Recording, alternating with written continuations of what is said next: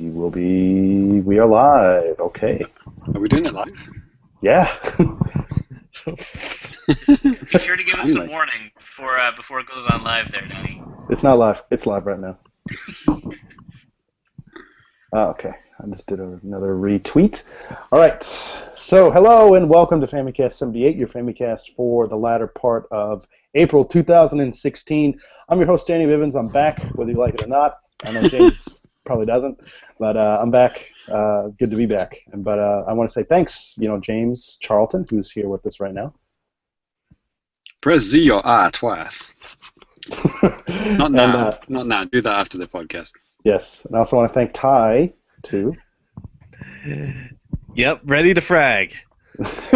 No, thanks to those guys for holding down the fort in Cyrus and my absence. And speaking of the man from Ireland, how you doing, man? Cyrus. That's me. I'm the Irish guy. Mm-hmm. Are you glad I didn't accidentally say Scotland? I'm not disappointed. Okay, I'm American. I can make these type of mistakes, right? Finland, Ireland, Scotland, it's the same thing, right? They all have a land in them. See, you get it. Danny, we got some feedback from the last episode, me and Ty in it, and it was the most highly received podcast we've ever had. Just Oh, saying. we'll get to that. Yeah. at the Time end. Time magazine called it an epic experience, that fun for the whole family. Oh yes, yes. Yes, the most epic blockbuster of the summer. I could be like mixing up a few articles in my mind there, but I'm pretty sure that's what they said. Sounds about right. So, to kick things off here, well, first, for our audio listeners, which are not listening live, obviously, we're going to take a quick break. But what we're going to kick the show off with, we normally kick things off with new business, and I remember before the show started, there really wasn't a whole lot to talk about outside of new business and some of your guys' mail, but some kind of important stuff went down. Just a couple of hours ago, Nintendo, well, it would have been throughout this day, here in Japan, but, there was the investors meeting and stuff like that, and a lot of kind of interesting information came out. And I think first up, maybe we can talk a little bit about NX and about what they had to say about that. Kimishima dropping bombs all over the place. Megatons. Yeah. Kind of. Yeah. So basically, with the NX, it's basically said, okay, guess what? This is the first official kind of an announcement about the NX, and all we're going to tell you is that right now that it's going to be coming out in March 2017. So and also video viewers can just look at my my caption here. Hashtag James was right. Let's just rewind, several episodes back. What did I say? They're going to need at least a year to hype the NX up. There's no way it's going to come out, Christmas this year or whatever. Mm-hmm. Boom. I'll just end the podcast right there. Drop the mic. Thank you for gracing us with your almighty precognitive presence. You're welcome. Truly an auspicious occasion. I don't even get paid for this. Yeah, Michael Pacta, he gets money for this. Yeah. Jesus Christ. Yeah. Where's my paychecks for talking out my ass? Yeah, well, with the NX as well, there is going to be no NX at all at E3.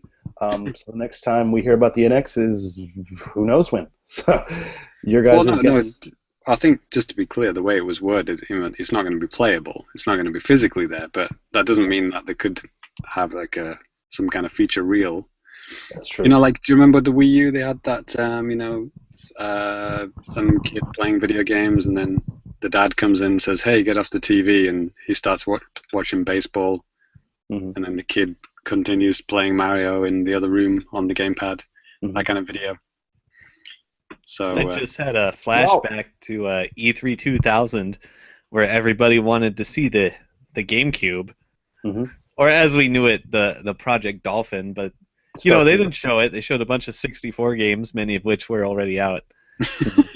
Brilliant. Not one announcement or anything other than, occasionally they would project this picture of a dolphin on the wall just to, be the most giant cock tease ever. Well, James, just to kind of clarify what you're saying there, too, from the press release, it says, NX will not make an appearance at the upcoming E3 video game trade show in Los Angeles in June and will not be unveiled, and will be unveiled later this year. Okay. That makes it sound So like it could be like the day after E3. it very well could be. Well, But, some people are saying it's because PS4K or Neo, whatever it's called, and the Xbox 1.5, what? Could also be announced in that E3. So having 3 console announcements, might overshadow something like that. So it makes sense. Yeah. So yeah, that's definitely a thing. And one of the other, I mean, there are quite a few different things that came out of this, but I think there are 2 big ones that I think Nintendo fans really, really care about. And this other one has to deal with The Legend of Zelda. Right. So yeah, of course, this new Legend of Zelda, it's still coming out on Wii U, so that's good. But it's also actually going, when it releases, it's going to release simultaneously alongside an NX version of the game as well. So that could be saying that, which seems the most likely, that this is going to be coming out in March next year. Or they could say it's coming out simultaneously, Christmas 2017. It could be something like that too. But so yeah, basically NX launch title and Wii U death title. Yeah. But at the same time too, they said they're going to spend this E3 really, really focusing on showing off, Zelda on Wii U, and they so much even that they're not going to be showing anything else on the show floor. I believe their official words were complete immersion. Yeah. So, whatever that means about a Zelda game, but Hyrule Field is going to be at E3. Yeah, their entire Nintendo booth is just grass. It's just, and there's like a single Nintendo game in the middle of it. With 10 booths in the middle, like people can play. You can ride a horse around on it. Yeah, so I think it's kind of weird, and here's the exact words. The Wii U version of the game will be playable for the first time on the E3 show floor, and it will be the only playable game Nintendo presents at the show in order to provide attendees a complete immersion. So, it's funny watching Twitter because like all the NWR staff are kind of simultaneously saying, well, I'm not going anymore, because, unlike, the big outlets, who get paid to go there, the NWR staff have to pay out their own pocket. So, why would you spend upwards of $1,000 to go to an event where you can only play one game? So I can understand why people, many staff are kind of like, okay, I'll be the home team this year. Home team is like, the guys who stay back at home and just write up the articles about, what people are playing on the show floor. But if all people are playing on the show floor is one game, why would you have 12 impressions of one game? Right. I mean, yeah, you can only write so many impressions there. And I mean, James, it's kind of parallel situations with us. I mean, Tokyo Game Show. I mean, there's basically like one game there a year for us to play. It's true. I mean, maybe a little bit more than that, honestly. But I mean, I go mostly for the trolling, but yeah, games are like an afterthought for me. But yeah. That's exactly. It's kind of like how we have to deal with every single year at Tokyo Game Show. Yeah. I wonder what their plans for TGS will be regarding this kind of stuff. Will they have more than a single game at TGS? Not gonna have Zelda, I'll tell you that. Yeah, it's kind of a good time to point out, isn't it? Like, I mean, we've probably said this before, Danny, but like, it's ironic that the Americans in general get to play so many more Nintendo games, from Japan, made in Japan, just down the street from me, where Nintendo headquarters is. Yeah. I don't see any of those games, and we never get to play any of those games until we go to the shop and buy them. Right. But in Europe and America, they've got E3, they've got the Gamescom, and people can play the shit out of scores of Nintendo games, first and third party, before they get released, and we don't see any of that. and Danny often talks about the lack of demos on the eShop as well, right? Oh yeah. Like, literally, you can't play anything. It's until it comes out.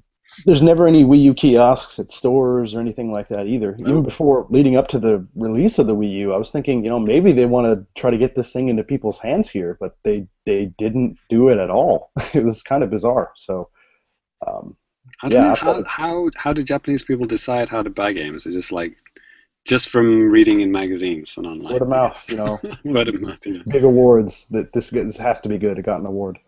You know. Yeah, and also, like I've said thousands of times now, Japanese people don't mind paying for shit, even if it turns out they don't like it, whatever. Yeah. And they can't even rent games. Unbelievable. Mm-hmm. Yeah. Anyway. But anyways, so, yeah.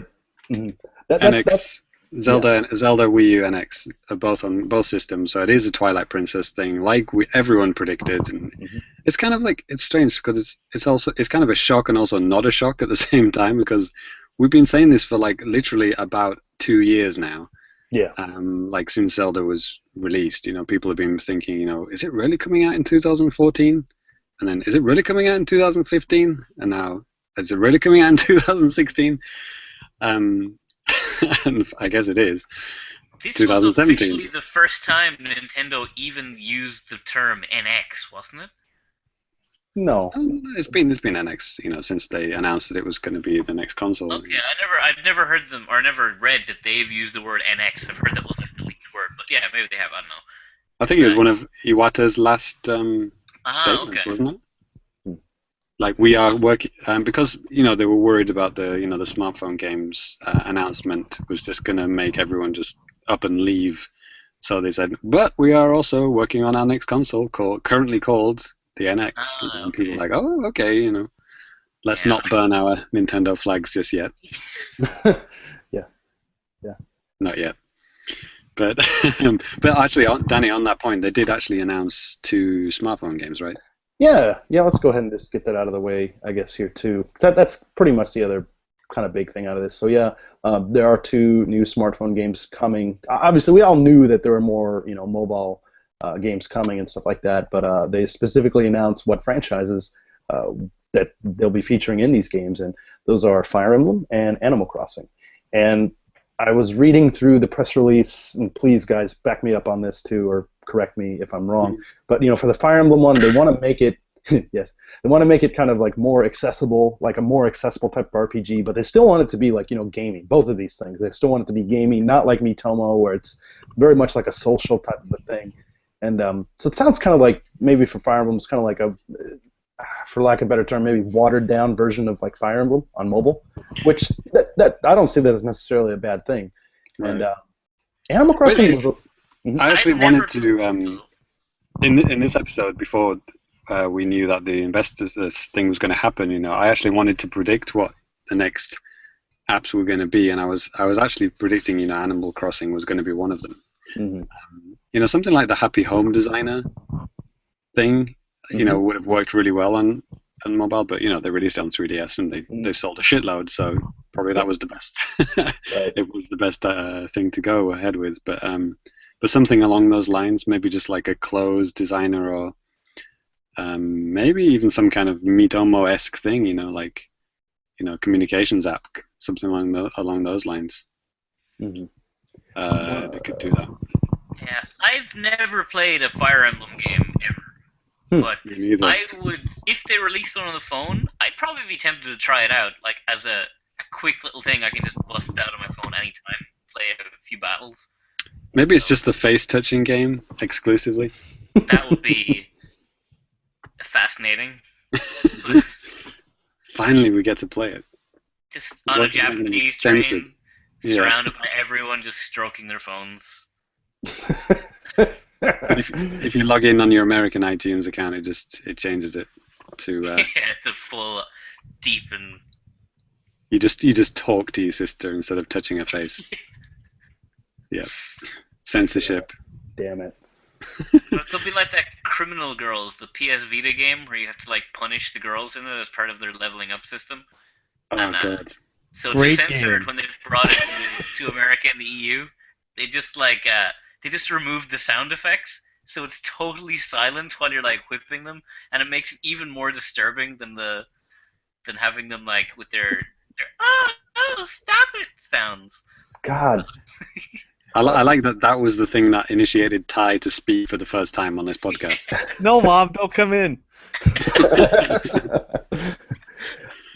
Well, in regards to Animal Crossing, what they say here, let's see, Animal Crossing, Nintendo is designing the game so that it will be connected to the world of Animal Crossing for dedicated gaming systems. By playing both Animal Crossing games, users will find increased enjoyment, blah, blah, blah. So there's some kind of a connection. They don't really go into specifics, but they say there's some kind of a connection with, I guess, already established Animal Crossing games or possible Animal Crossing games that are coming out. So, Yeah. Well, that it would make sense to be an NX game, wouldn't it? Because people have been crying for a friggin' Wii U Animal Crossing game. I don't know why, but because none of the console ones have been successful. Oh, wait a minute, how many have there been? There's only been one, right? well, two got the N64, but Yeah. Oh well, no, three. sorry, Okay, God, GameCube and Wii. yeah, and N64, three, boom. It N64 released doesn't on count. 64 in Japan, yeah. Yeah. Sorry. Which is the GameCube one, right? Yeah, Yeah. basically. We can all push our glasses up now. We are the Famicast, after all. We got to talk about Japan. Yes. Dobutsu no Mori. Actually, yeah. Wasn't it the 15-year anniversary? Sounds Dobutsu no Mori? familiar. Sure, why not? Congratulations. I think the math checks out. I think the European. I don't think we even got the European one, like on GameCube. Side, do you remember this? Like, or the GameCube one was like ridiculously delayed. It was like 3 years later or something.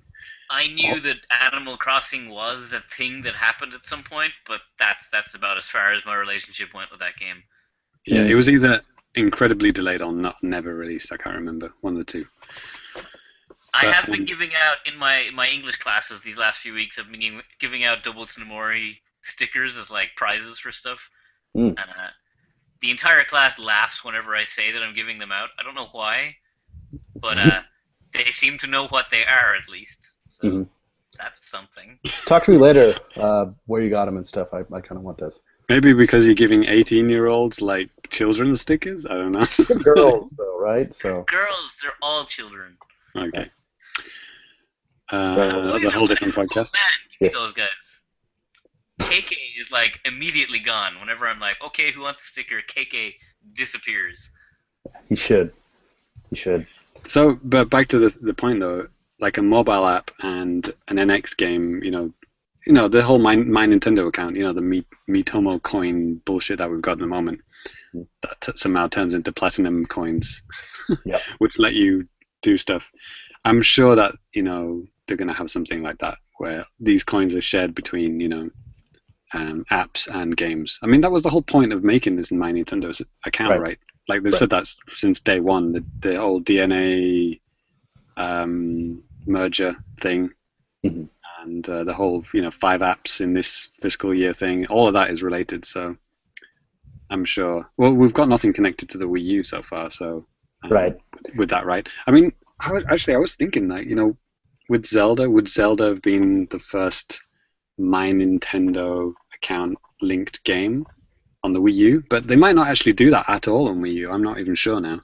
Because why would they do it when they're basically killing it in March next year? They could, because it's a multi-platform release. It's going to be on the NX as well. Maybe they wanted to have parity so people don't feel like they get ripped off. Then on the same hand, maybe they want to do it where, okay, if you get the NX version, then you can get this extra stuff. You cannot get this. Yeah.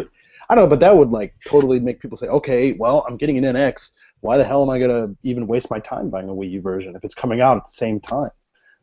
Because one of these 5 apps, like we've already got app number 1, Miitomo. That doesn't link with any console games, even though it could. They do have Tomodachi Life and stuff, right? They could have integrated with that somehow, but that would have mean patching in an old game or releasing another Tomodachi Life, right? So the next game, which I think it could be like a Splatoon puzzle game. I always keep going back to that one because why the hell not? If that somehow did, like you could earn coins for Splatoon, whatever the currency is. Yeah, it's coins. I think it's coins. It's only a game I play literally. You should know. Don't ask me. I haven't played the game in 6 months. Maybe you can earn coins or seashells. You only get those in Splatfest, by the way. By playing this app, right? And that's linked with your my Nintendo account. They could easily patch in, a currency thing into Splatoon. I could easily see that happening, but or not. But maybe it's a future game. Maybe it's Paper Mario. Maybe it's hundreds of other Wii U games that are coming out this year. Anyone? Yeah. Star Fox? Nope. I got nothing. Yeah. No. They've got nothing. So, all right. Well, I think that covers pretty much the big parts of news here. I mean, Anyway. what else is there to say? Anyway, so I'll tell you what. We're going to go ahead and move into new business. Serious And business. It's very serious, and I'll tell you how serious we are. Cyrus, would you like to kick it off this time? Oh man, this is well serious. I don't know if this ever happened in the history of the Famicast. I'm not prepared. The 1 week I played like nothing, and you give me this responsibility? Absolutely. Failure. I just want to watch you burn, man, so we can just say it's never again. Never again.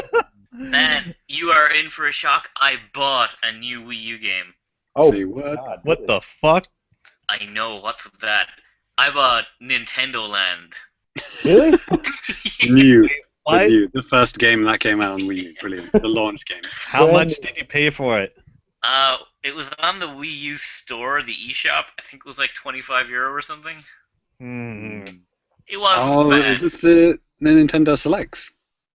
Oh yeah, it was on Nintendo Select, so that's one of the reasons I bought it. So yeah, it was like 25, 30, I can't So remember. for you Americans out there, that's like $80. But I bought it 20 quids in England, anyway. because my girlfriend recommended it as like a party game. She loves it from when she played it at other people's parties. Mhm. So she's like, hey, we can have this and people come over and play it. And man, that game that's an expensive game. It's like the $20 for the game, but you need like only one or two of the games you can only play with the pad. The gamepad, yeah. And then you can't use Pro controllers. Yep. So currently for my Wii U, I've got one Wii U pad, I've got a Pro controller, and I've got a GameCube pad. You have the Pokken controller? Those controllers do not work with this game. So, Pokken controller, does that work? so Does the The Pokken. Pokken controller work? the Pokken probably. I should probably test it out just to have a full suite of all useless controllers. Is that Okay, that- classified as a classic? Like a pro? No, What is- it is what- not. What does it classify as? Like, It is a Pokken controller. It is used only in Pokken. so you can't even play like Virtual Console on it? I'm pretty sure you can't. I think it's just Pokken. Oh. But so to play it, I have to go in and buy some like Motion Plus Wiimotes to use with it. But Oh shit! Yeah, they're still expensive, right? yeah, I know. So I have to go into like a hard off or something, get some second hand. So I'm probably gonna get two of those, so I can have two people on Wiimotes, one person on the pad. But then get other games in the thing, you need a Wiimote and a nunchuck to play. Yep. So it's like if I want to play this properly, I need 5 Wiimotes, 5 nunchucks, and a Wii U pad to fully play this. Like For the Cyrus- low price of like $300. Yeah. So, I know for myself when I got the game, I have never upgraded to the Wii Motion Plus controllers, so I have that awful dongle that you're holding like this 12-incher in your hand, and What it's now? nothing. You know what I mean? A 12-inch what? Controller. Okay. Wait your turn. You can talk about your special purchases in your turn on this, Danny. Okay. Your 12-inch purchases. But Got so yeah, I am waiting with bated breath to try out my Nintendo Land next week when I get my parents to assemble it for me. Good. Aside from that, I've been playing my phone. I got a new phone, so I've been rocking my Miitomo, which I've already gotten sick of and stopped using. Oh. And Hearthstone and Kingdom Hearts. But Miitomo, I thought I could at least pluck up like the energy to log in every day and change my clothes just to get 5 platinum points. Mhm. And even now, I can't be bothered even doing that. There's some Splatoon costumes coming. Maybe. That was the thing. Like, oh man, maybe this will get me back into Miitomo. And then I turned it on once and like, no, fuck it, I can't do this. So yeah, Yeah. that's. How have you been keeping up with Miitomo? Have any of you actually kept at it or played it at all? Yes. Yeah, I've been checking in. Yeah, I've been checking in. Just keep on trolling. But I haven't actually answered any questions recently. I just kind of check what people are replying to mine, which is a combination of either people just joining in with the banter or completely not getting it and then answering really seriously, which were both funny in their own ways. like, dude, what do you mean? That doesn't even make sense, man. It's like, yeah, it's people like that. It's great. Ty, how about you, man? Like video games have I been playing? No, what Miitomos have I been creating? Did you not listen to the last podcast? I spaced out for a second there, but Miitomo have not played it. But if they had a Doom helmet for me, you'd get in on it. No, I already have that on my Xbox. And like a real one in his room. Remember they have the Me-esque things too. Oh yeah, designed by Rare with googly eyes. Yeah, they're mostly forgotten at this point, but for like the last couple of years, I've been using like this Doom guy suit for my Xbox Me. You can't even see the bottom of the feet of those avatars. You can. They're full 3D. There's an in-joke for anyone. Some people might get that. Boom! Right. There it is. Cool. But I still have not tried and probably won't try Miitomo, but I really like it just because of the really, really crude and offensive pictures that come out of it. Yes. Yeah, I am enjoying some of the really awful pictures people are taking with the Me photo thing. Yep. Good stuff. We talked about Miitomo when it came out, right? And do you remember what the podcast title was called? Me Trollo. Me Trollo. Oh, now Ty knows, because after the last episode, I said, "Hey Ty, you got any ideas for the podcast?" You know, when it was just me and Ty, and he said, "How about Me Trollolo or something?" I was like, "Dude, that's literally what we called the last episode." Damn. Do you I had not a bunch of listen to ideas this though. That was True. good. I forget which one we went with. Yes. Well, for the record, I have actually still been keep on playing Miitomo almost every day. Are you still nude? No, every once Almost in a while. Now I bought a cardboard box. Literally, you had to buy that. I mean, that is almost like a troll, that, isn't it? I mean, like, people are like, "Oh, there's a cardboard box costume now."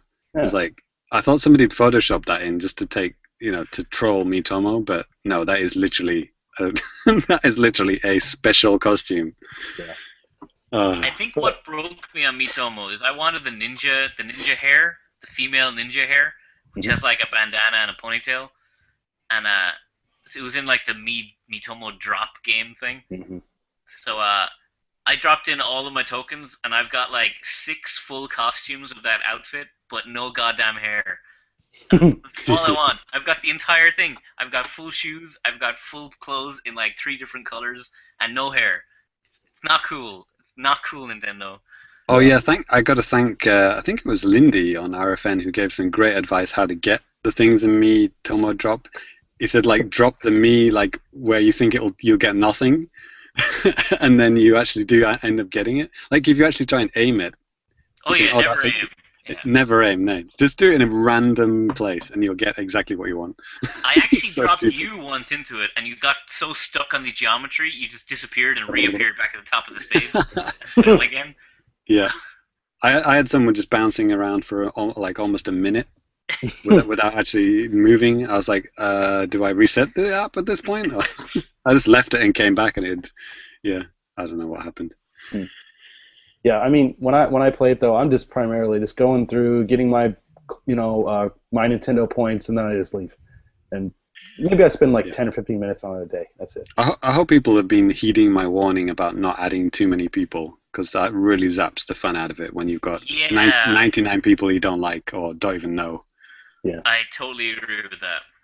Yeah, just keep it to like under 10, and you'll have much more fun.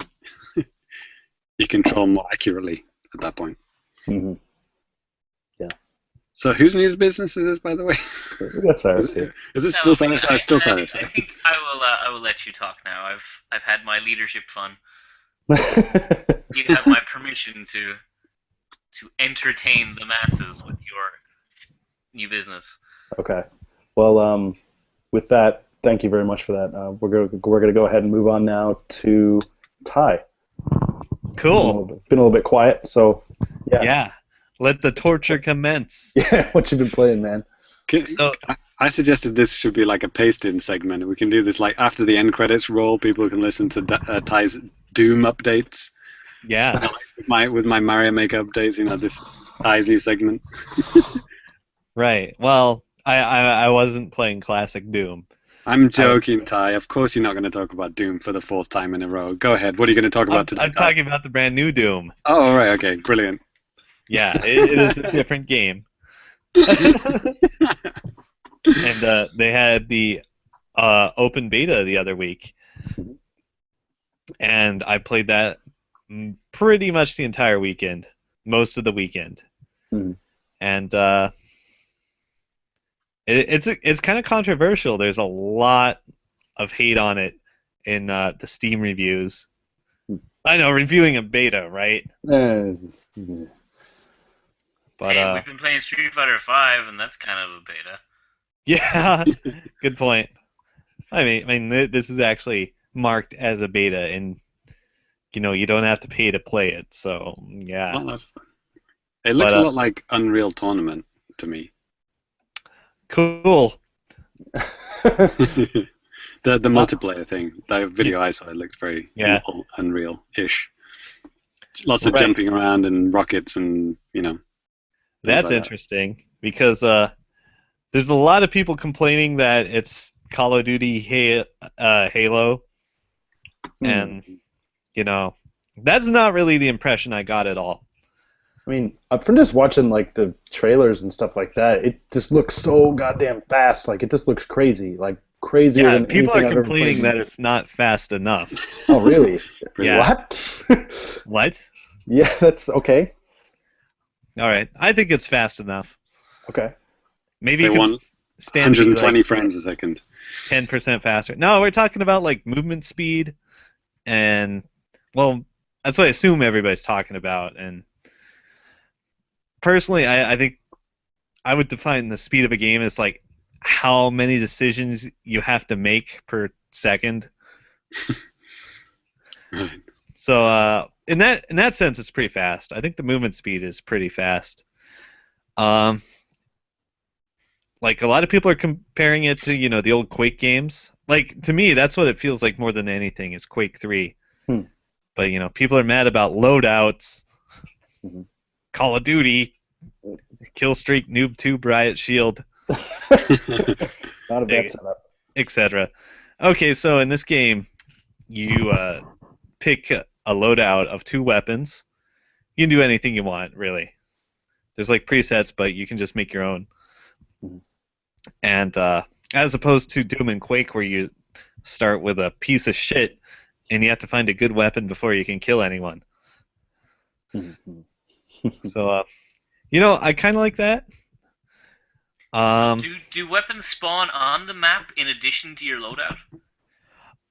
Not the main weapons, but a lot of things spawn on the map, and I'll get to that. Like health, armor. There's none of that regenerating health stuff. Imagine Quake 3, where you, instead of like picking up weapons, you start with 2 weapons, but you're still gonna have like the quad damage pickups, the haste pickups. There's like a super powerful gun that spawns too. BFG? More or less. It's like a rail gun, except you don't have to be a good aim, and it does even more damage. So it's basically a weapon you just aim at a guy and it kills him. Okay. OP lols. Yeah. I think it only has 4 shots, maybe 5. Okay. So, there's very powerful items, so you have to control the level, because they spawn on a timer, just like good old-fashioned Doom and Quake. So, the 2 modes they had in the game, there's Team Deathmatch and a new mode called Warpath. It's like a control point one. You have to control this one area, but the area moves on this path around the entire level. So that makes things very interesting as far as planning ahead and controlling items and stuff. Is it constantly moving, or does it move like every few seconds or something? It's constantly moving, like at not quite walk speed. It's just kind of chugging along. Mm-hmm. Does it say double kill and things like that? It says a lot of things. The announcer kind of sucked, actually. It wasn't like the awesome Quake 3 one. It's just, some, white guy or whatever. That's the thing I hope they change. But, whatever. Snoop Dogg voice back confirmed. So it's not like dive kick or something, Dive kick, that's a great announcer. It's great. So yeah, I mean, there are things I don't like, but they're mostly nitpicks. Like, like, oh my god, this game has 3D models and a jump button. It's not Doom. Yeah, I mean, there's like a lot of shit like that that's like really tedious. It's kind of interesting that they're going back to that, because like the last time I played like online multiplayer games, that's what they were, like Unreal Tournament and Quake 3. Yeah. And I've skipped like the last 16, 17 years of first-person shooter development. I've just kind of skipped over, which is why I sucked at Call of Duty when I played it on Wii U. I don't blame you at all. I mean, I don't think there's been a shooter as good as Quake 3 since Quake 3. So there's that. I did like Unreal Tournament slightly better, but yeah. Yeah, well, let's bring back that 1999 nerd slap fight. Yeah. And I just I'm like gonna have to say, holding down the rocket launcher, and you can like charge up 3 rockets and let go. That's cool. Right. Well, I'm gonna say Quake 3 was better. Get lost, nerd. I have my pre-order down on Overwatch, so we'll see how that goes. Oh yeah, that's the one with the thick anime girl. Yes, she is super cool, and she's my wife when you're not allowed to play her. We'll see about that.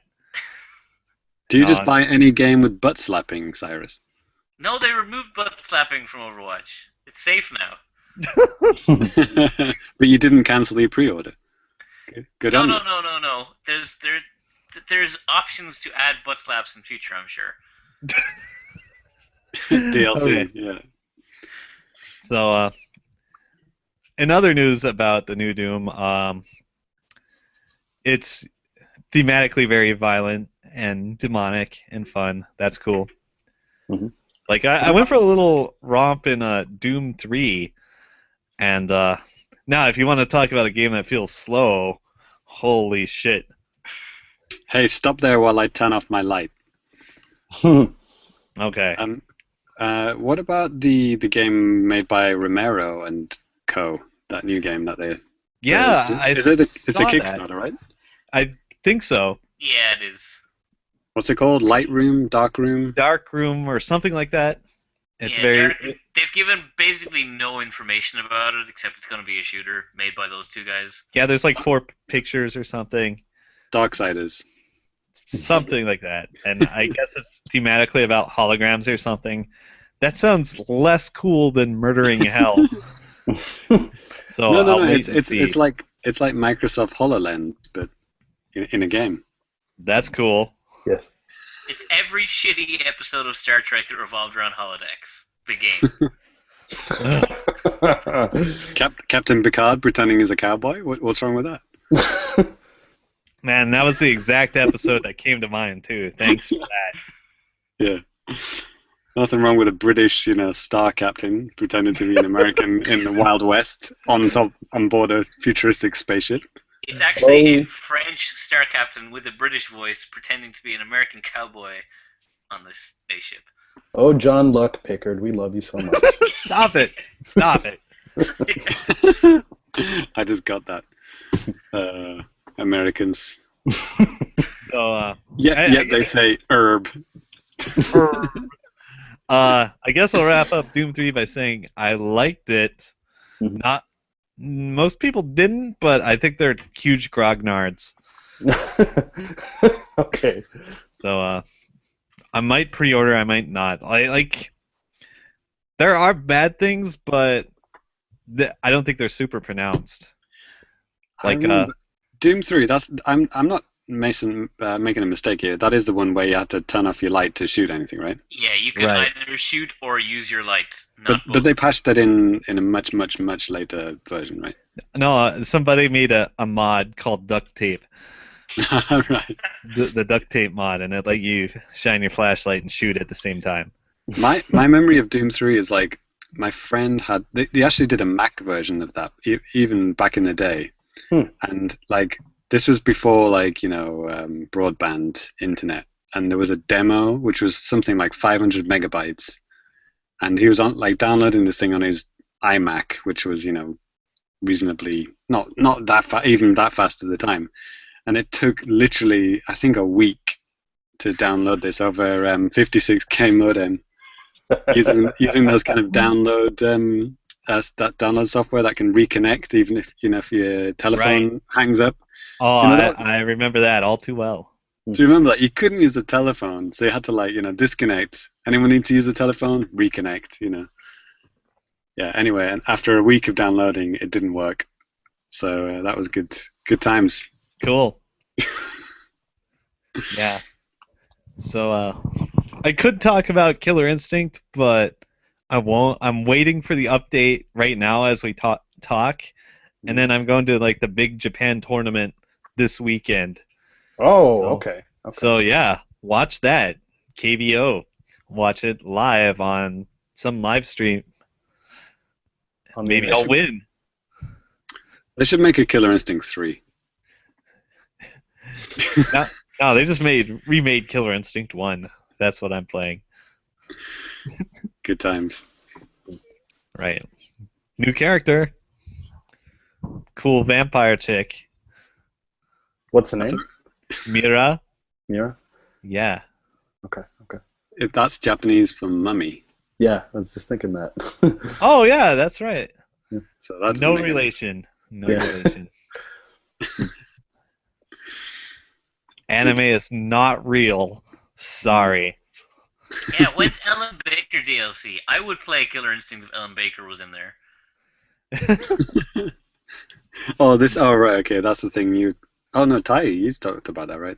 Ellen Baker's the English teacher. The hot anime English teacher? Oh, yeah, the hot new Japanese meme is this, this character in a middle school English textbook. Yeah. Do you guys all teach from that book, by the way? I do. No, I don't. So I don't get to use the New Horizons book with Ellen Baker. God, if you're not watching on the video, Cyrus had such disappointment in his face at that point. Such disappointment in my heart. Yeah. I was sad too. I used that book at my old school, but that was not this new version with this perfect anime waifu that the internet is flipping out all over. Man, we might have some copies of that at my school. We have all of the English books. I might just check it out. Nice. You need to talk to the head of English. You're like, listen, we really need this textbook for educational reasons. Yes. It's a really good textbook. These sick memes, bruh. I'm sure the Board of Education will understand. Yep, I'm sure they will. After all, the pages start sticking together. Yeah, so go ahead and look up, what's her name? Ellen Baker? Yeah, look her up on Twitter or Pixiv, and make sure no one is watching. All right, so that'll wrap it up for my new business. Okay. All right, so I'll go ahead and go next with new business. I haven't done new business for a month. Yay. Yeah, actually, with the last episode I was on, the last live episode, there was a game that I really wanted to talk about. I'll talk about that second, but something that just recently came out all over the world that some people are playing nowadays. That'd be Star Fox Zero. I picked that up at launch, from Amazon. Had it delivered to my house because I don't want to leave my house to buy games anymore. Wing damage. Yeah, so I haven't got to play a lot of it. I've been kind of busy with some work stuff and family stuff, but I did get to maybe play an hour and a half or something like that. So I have some general impressions of. So have you got the hang of the controls after that hour? Getting there, pretty close. Oh God. You know, so I will kind of go out and defend this game because there is a lot of like really negative press and just like negative thoughts about the game, that it's just complete and utter garbage, and that, you know, the infamous thing, not going to call out any names here, but there's, you know, the reviewer that wasn't even, he said he wasn't writing a review, and then he said basically he refused to play the game, whatever. I don't know. I mean, some people I think are just taking this way And then somebody far. listed all the games he had reviewed, some of which were the worst games you could ever imagine.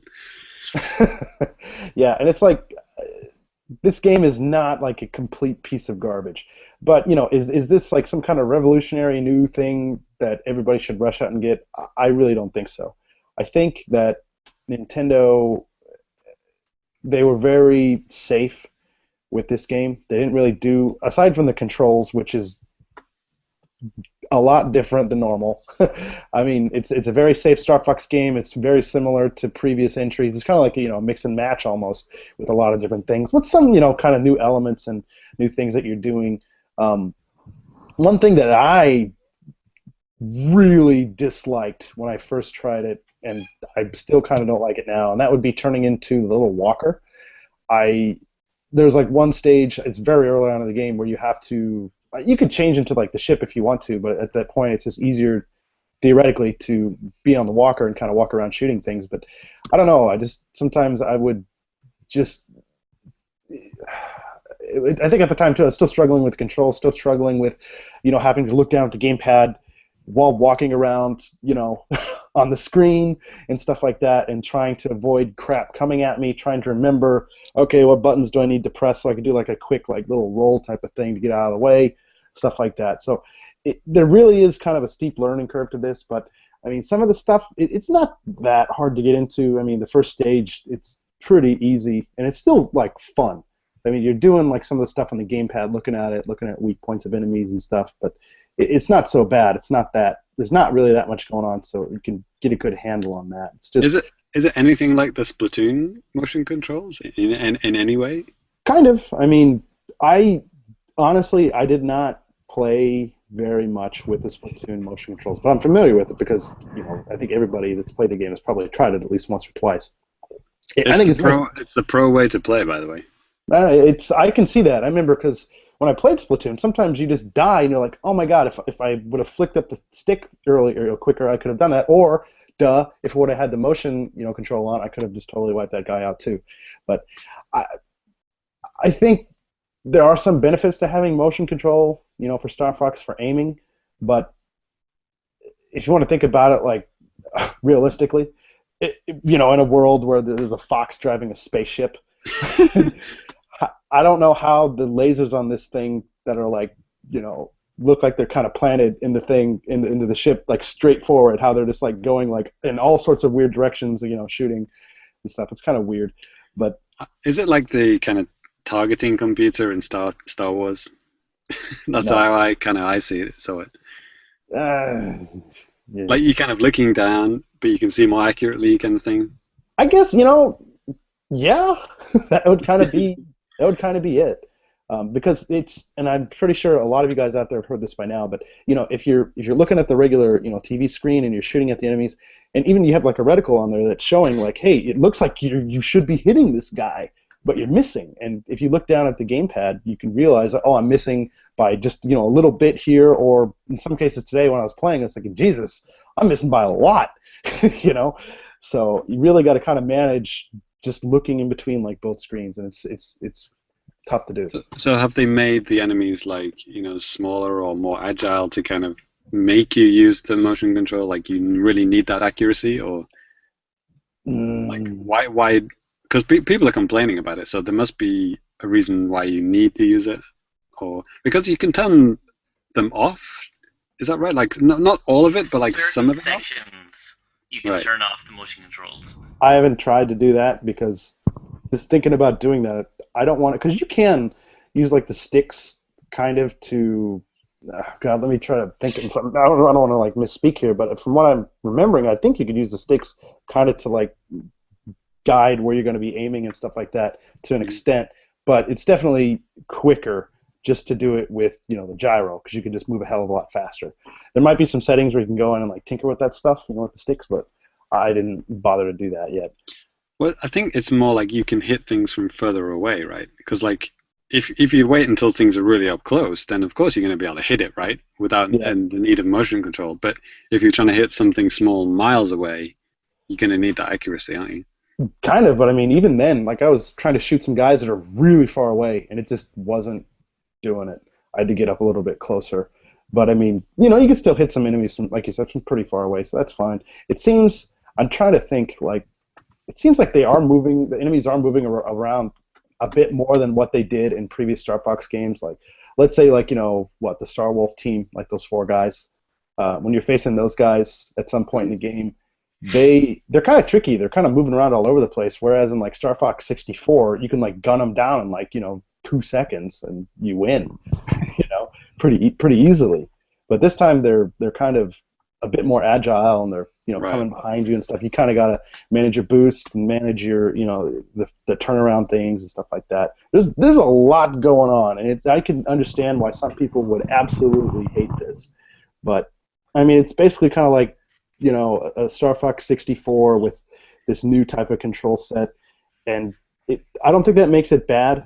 It definitely doesn't make it like super amazing. It's somewhere in between that. I think Neil Ronaghan, site director at Nintendo World Report, he wrote a pretty good review on the site, and you should check it out. I think it's a pretty fair review. Also, you should check out John Reardon's videos. He's like the Star Fox super nerd on staff. Oh yeah. If you're on NWRTV's YouTube channel, all of the Star Fox videos are him, and he knows a lot about Star Fox, and he really likes it. And if you want like a more positive, spin on Star Fox, definitely check out his videos. I mean, even the thing about people saying it's a remake of 64, he's actually gone through all levels and compared them, and it turns out there's only like 1.5 levels which are similar to Star Fox 64 levels. All the rest are like either similar to Star Fox, the first one, or a completely original ones. So I think it's more like just the general vibe that people are kind of associating with Star Fox 64, but the levels themselves are completely different. Yeah, I think so too. So definitely a game I want to get at some point, but I'm just in no rush to get it. Sure. Yeah. Yeah, I wasn't in a rush to get it, and then these reviews have kind of like really put it on the back burner. Like, okay, this is going to have to be a bargain basement price for me to get it now. Yeah. Like Sarah said, I do want to play it, but it's like, it's way down on the to-do list now. Sure. I'd say with this game though, it is not the complete and utter abomination that some people are making it out to be. It is nowhere near that, and I think that is just a gross overreaction. I don't know. I could say a few other choice words. I'll just kind of leave it at that. What do you think about the Platinum producer who did this game, leaving Platinum the day that this game released? Nah, he left back in March. No, which is when the game probably wrapped up. Yeah, but there's probably all sorts of other things going on. Right. I don't know. Coincidence? Question mark. Probably. Yeah, it probably is. The most unboring way type of thing. It probably is not a coincidence. It's not like Kojima and Metal Gear Solid 5. Yeah. But also I did get to play a little bit of Star Fox Guard, but only like 15 minutes, like before the show. And maybe I'll save that for next time if I. You got the double pack thing? Yeah. Here you can get it just with Star Fox on a disc, or you can get the Star Fox and Star Fox Guard on a disc, and it's not a bad deal. So I just went ahead and did that. But I kind of wish that I had Guard digitally. I can't believe they put that tiny little game on a disc. It must be like 400 megs. Yeah, I mean. Is it on a separate disc? Yes. That's weird. Yep. Yeah. It's almost like, it's almost worth just like downloading it now. It's like, I think it's $14.99. Yeah, it's like 1,500 yen. It's not too bad. Maybe if I have some extra money or something, maybe I'll do that. It looks fun. Yeah, and I liked it. My wife was sitting on the couch and I was saying, "Hey, please help me out. Stop playing, Candy Crush."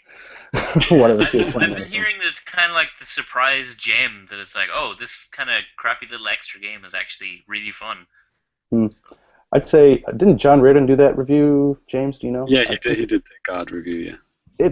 Check out his review if you're interested in that game, because I really don't have a lot to say, because I didn't really get to play it for very much. I think he was only allowed to play the offshoot game. Only allowed to review the offshoot game, because I think if he'd reviewed the main game, he would have just given it a 10 out of 10, no matter what. Yeah. Well, one other game I wanted to talk about has nothing to do with Star Fox, and I'm going to try to kind of go through this kind of quickly. There's a lot of stuff about this game that I found very interesting, and I wanted to talk to you guys about this for like a month. And it's this game on the Wii U Virtual Console. It was also on the Wii Virtual Console, and it was also on the Super Famicom here. It's called Sute Hakun. And I don't know, have you guys ever heard of Indie Zero, the developer that did like the Theatrhythm and... Oh, okay. Final I Fantasy? hadn't heard of them, but I love that game.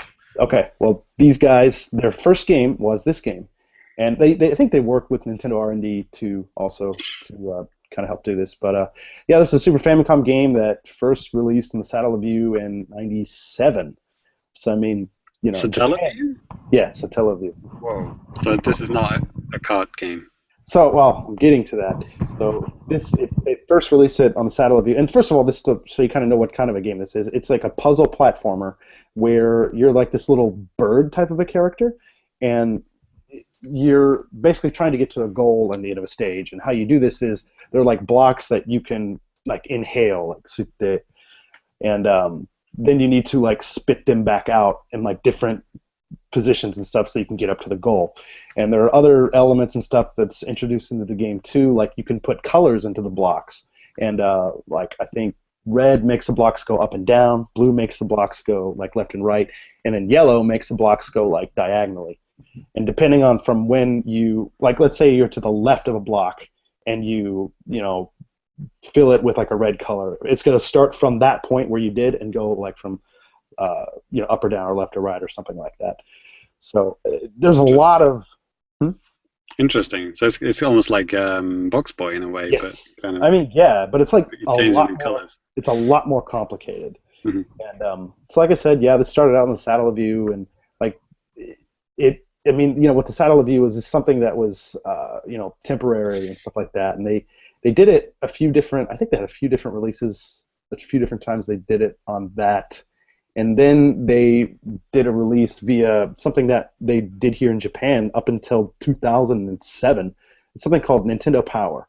And this is not to be confused with, you know, American I was gonna say, wait. Nintendo Magazine. This is kind of like akin to, you guys, I'm sure you guys, and maybe some of the listeners out there too, you've heard of, you know, the Famicom disk system and how they had like certain little kiosks here in Japan where if you wanted to buy a new game, you could bring any disc that you have and maybe give it to the clerk and be like, yeah, I want this game. And you get it for cheaper than you would if you buy it at the store, if you just like basically have them right over your disc. I think it was 500 yen. Something like that. It was pretty cheap. It was significantly cheaper than buying the game again. And this is kind of like the same idea.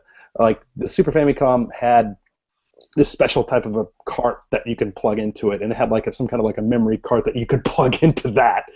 And back in the days. Yeah, so you would take it to, I think there's a convenience store here called Lawson. They might have been the only one that did it. But you go there, and this game was, for a while, only available exclusively through like this particular service, so you can go and buy that. And that was released like in, what did I say here, 98, I think. But because it was getting kind of popular on the service, like they just finally decided, okay, let's like do like an actual honest to God like Super Famicom cart version of this game, which released on June 25th, 1999. You know, Super Famicom. Holy shit. Yeah, I mean, that's the kind of weird thing about Japan that I really find fascinating, and I want to talk to I was gonna send Minoru an email and see if he knew more about like the Nintendo Power System and if he used it or anything like that. I just didn't get around to it. So Minoru, if you're listening, please maybe write us a letter. Let us know. So the the Nintendo Power System was a memory card thing that you took to the convenience store? I don't know exactly. It's like it's like a cart that plugs into the top of the Super Nintendo, like a regular game cartridge. And there were little I think I remember there was a white card, and then in that you put another memory card in, right? Right. Yeah, I think I've seen that. Yeah. So it's probably the little memory card that you took to the the convenience store. Right, more than likely. And I think there was also the Game Boy blank cartridges. I had no idea how they were used. Dude, there's a bunch of weird stuff that I really want to kind of look into a little bit more and stuff. But yeah, it eventually released on the Super Famicom, and it, because it was so late in the life cycle, nobody was really buying Super Famicom games. It didn't really sell that well, and eventually just kind of disappeared into obscurity until it came out on the Wii Virtual Console Jesus Christ, probably 2008, something like yeah. 2009, a decade ago, yeah. Yeah, and then it came out on the Wii U Virtual Console just last year, and when like a couple months ago, I was going through and updating game profiles on Nintendo World Report, just adding like all the Virtual Console games that had been released from like, I don't know, December 2015 or 2014 until like, I don't know, now. It took a long time. But yeah, I just came across this game and I was like, man, what the heck is this? And I checked out that they had like a video and showing off, and it was like, man, this is really, really cool. I want to try this out. So I bought it and I did. And like I said, it's a puzzle platformer, and the game has, I think, around 100 stages, and I've gotten through about 60 of them. I suck at puzzle games, so sometimes I'm looking at like an X2 or like the only videos you can find on YouTube are from some Japanese guy that's like talking. He's like, "Oh, how the hell do I do this?" So, but it's really interesting. I mean, like I said, there's not just one simple way to solve puzzles. You can do it like a variety of different ways. Obviously, some ways are better than others. But what they do with the stages too, I mean, you have like a certain amount of points at the beginning of the stage. Like in the early part of the game, you have 1,000 points, and every move that you make, even if you're just moving from left to right, your points decrease. And if you inhale a block and exhale it somewhere, that costs points. So the goal is to try to get to the goal area with as few moves as possible. And back in the day, what they used to do, with the satellite view version and stuff like that, they used to have like contests where people would, basically try to get the highest score. And I think I read somewhere about faxing Nintendo, your shit. I don't know. It was, it's so Japan, right? But so bonkers. I love this stuff. Yeah. So this game is really cool, and I'm kind of working on a review right now for the website. But yeah, there's other cool things too, like to make these blocks turn colors. There's these little vials, and there's also like buttons you can press to change what color ink is in this vial, so that you can make all these things do the different movements. And then sometimes there's like fake vials that's just all of a sudden you try to poke it and it opens up its eyes and it's like, hey, fuck off, leave me alone, and stuff like that. But yeah, very complicated game, very fun, and it's a goddamn shame that it didn't come out anywhere outside of Japan. Does that make any sense to anybody? Yeah, it sounds cool, man. I might give it a shot. I'll see if I can track it down somewhere myself and give it a try. Yeah. But anyways, yeah. On your enhanced version, you can look at the screen and see the picture of it. See if it entices you. Yeah, and if I might even put like a link there too to Nintendo's video so you can see that. If not, you can go to the show notes and I'll have a link to the video there so you can check that out. So, all right, well, that's going to do it for me for new business. So, James, how about you go ahead and close us off here, man? Yeah, well, kind of a theme actually is I haven't really been playing much. I actually have a legitimate reason though, unlike these clowns. Yes, I've been busy, but I did have time to put some time into the Splatfest, and the last one was the Nickelodeon-sponsored one. It was SpongeBob SquarePants versus Patrick, and I went for Team Patrick, and we won. So, yay, Team Patrick.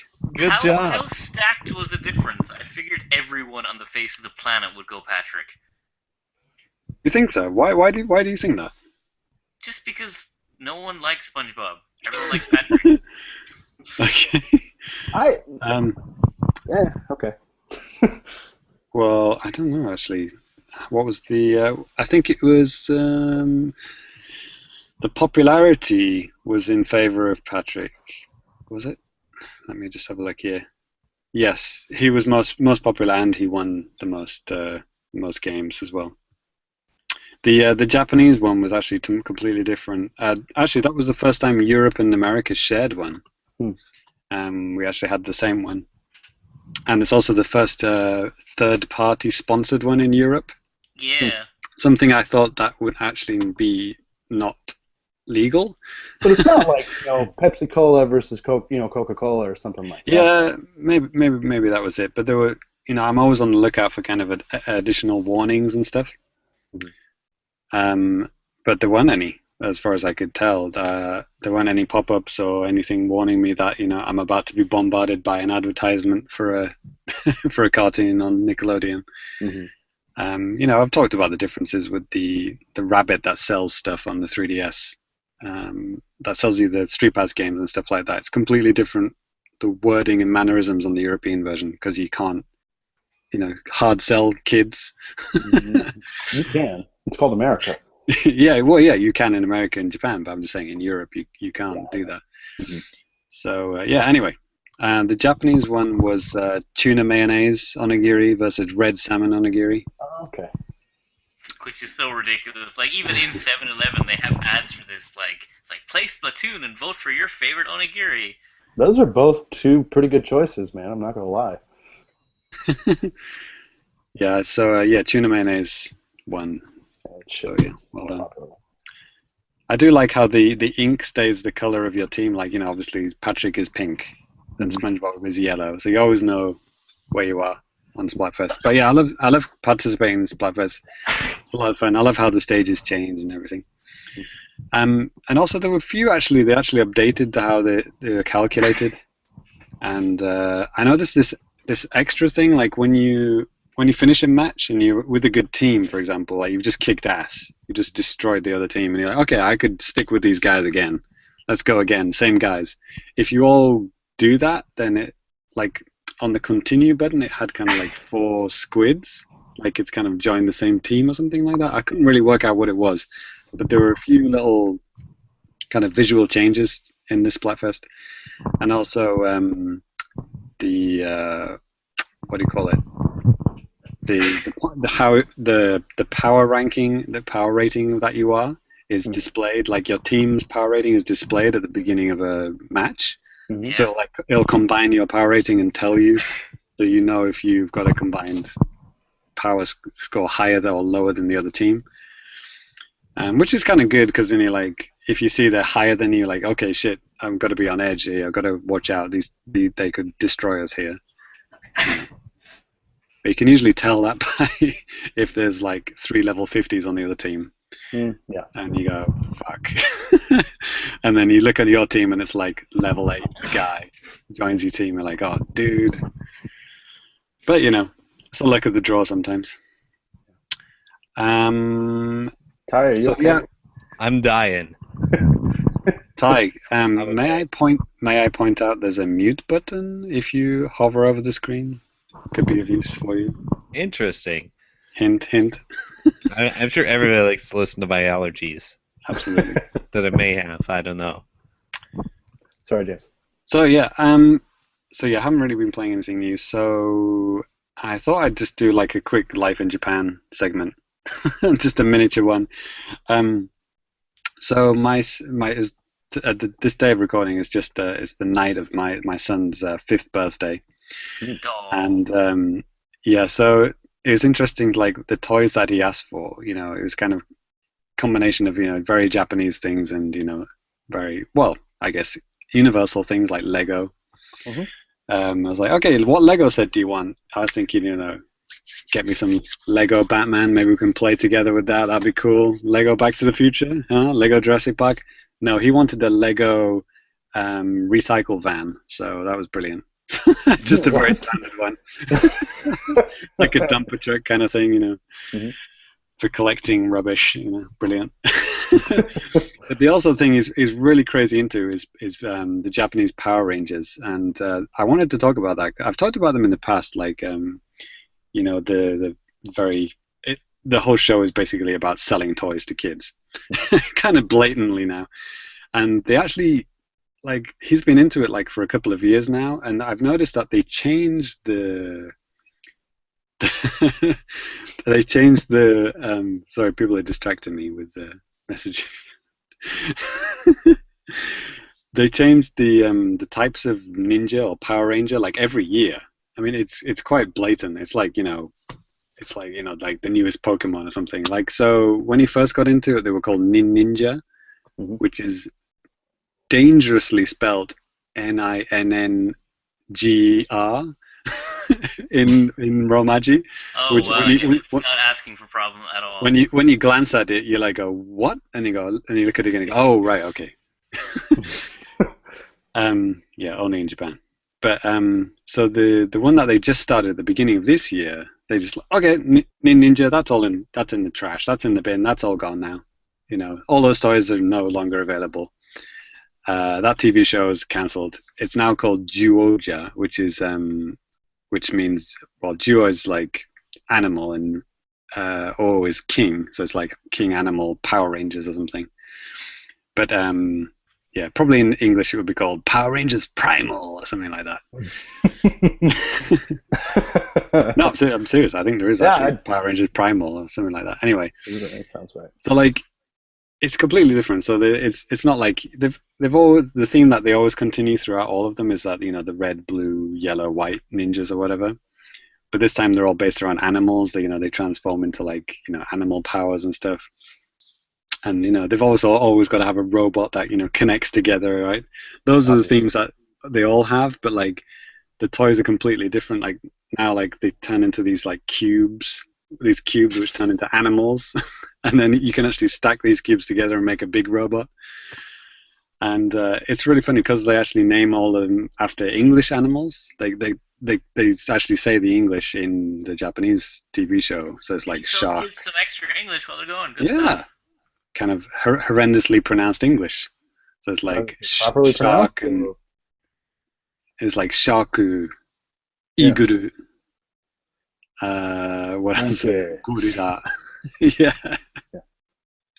So anyway, my son wanted a gorilla cube. Cool. That sounds like a good one to get. Yeah, it's a good one to get. Yeah. I don't know. There was a shark option there, and he just yeah. He just didn't go for it. So I don't know. He got a white tiger. I think he got a white tiger for Christmas. That's pretty good. That's acceptable, I suppose. So like a real white tiger. It is literally prowling around James's house. Yeah. It's crazy because like this TV show, that the connected TV show, is on at like 7:30 on a Sunday morning. So it's like that's the time I wake up on a Sunday, because it's like the TV starts blasting out with the freaking theme song to this animal Power Rangers on it on TV. So yeah, and also there was I started this like new job as well, which is quite near to Tokyo Dome. Has anyone ever been to Tokyo Dome before? No, my girlfriend did, and she said it was great, so it's on my list. They do a lot of music concerts there, and maybe like a couple baseball games too. Yeah, baseball. Yeah, I was going to say baseball games. So yeah, I work. Sorry, not the. Yeah, I haven't been to a baseball game. God, you're so pretty. You actually work quite near to that Tokyo Dome. You can actually see the roller coasters. They've got a little theme park there. Right. And the theme park is actually based around the Japanese Power Rangers. And they just rip out they completely change it every year. They just take out all of those old toys, old, and they put all the new ones in. So like every year it's completely different. It's like if you went to the Disney store, but it's like it just took out all the Mickey Mouses and put Donald Ducks in or something like that. It's really, really weird, like how they refresh these every year. And it's when you think about it, Pokemon Yokai Watch, it's like there's a new game every year or whatever, new generation every couple of years, right? And they add thousands of more characters, and the old one becomes crappy and crap. No one wants it anymore. Yeah, exactly. And they really do that with everything. And I guess it is a Japanese thing. Like you could say that. Well, I mean, even they have seasonal foods and everything here in Japan. Like, once it gets to spring, spring, it's like, oh, throw out all the apple pastries. You're not seeing them for another 12 months. yeah. And I was thinking, like, why is this? I mean, I kind of promised the listeners that this was going to be like a Life in Japan heavy segment, and we're going to have like listener mail questions later as well. But like, if you think about like the religion in Japan, which is Shinto, and the kind of Zen mentality, which is basically, things born from, life coming from death or whatever, things right, you're reborn as a grasshopper if you're a dickhead in your main life, that kind of thing, right? So it's like things being born from death, and it's like everything in Japanese culture is like that, maybe it's things like the food, get that food out, it's got to be like the freshest food from that season, right? Mm-hmm. But also like, we've talked about houses before, right? Like Danny's house that he's living in now will be demolished in 10 years, whether he likes it or not. With me inside. With you inside. And a brand new house will be built on the same land, It's even though we own the property, it's bizarre. Yeah, you have no say in it. You have absolutely no say in it.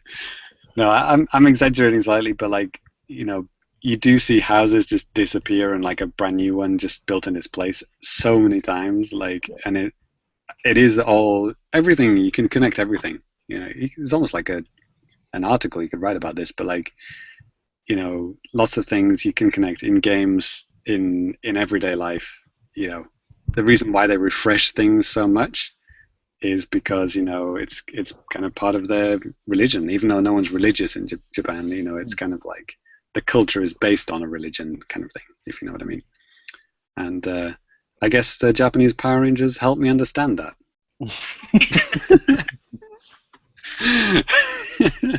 So yeah, that's the end of my mini Life in Japan segment.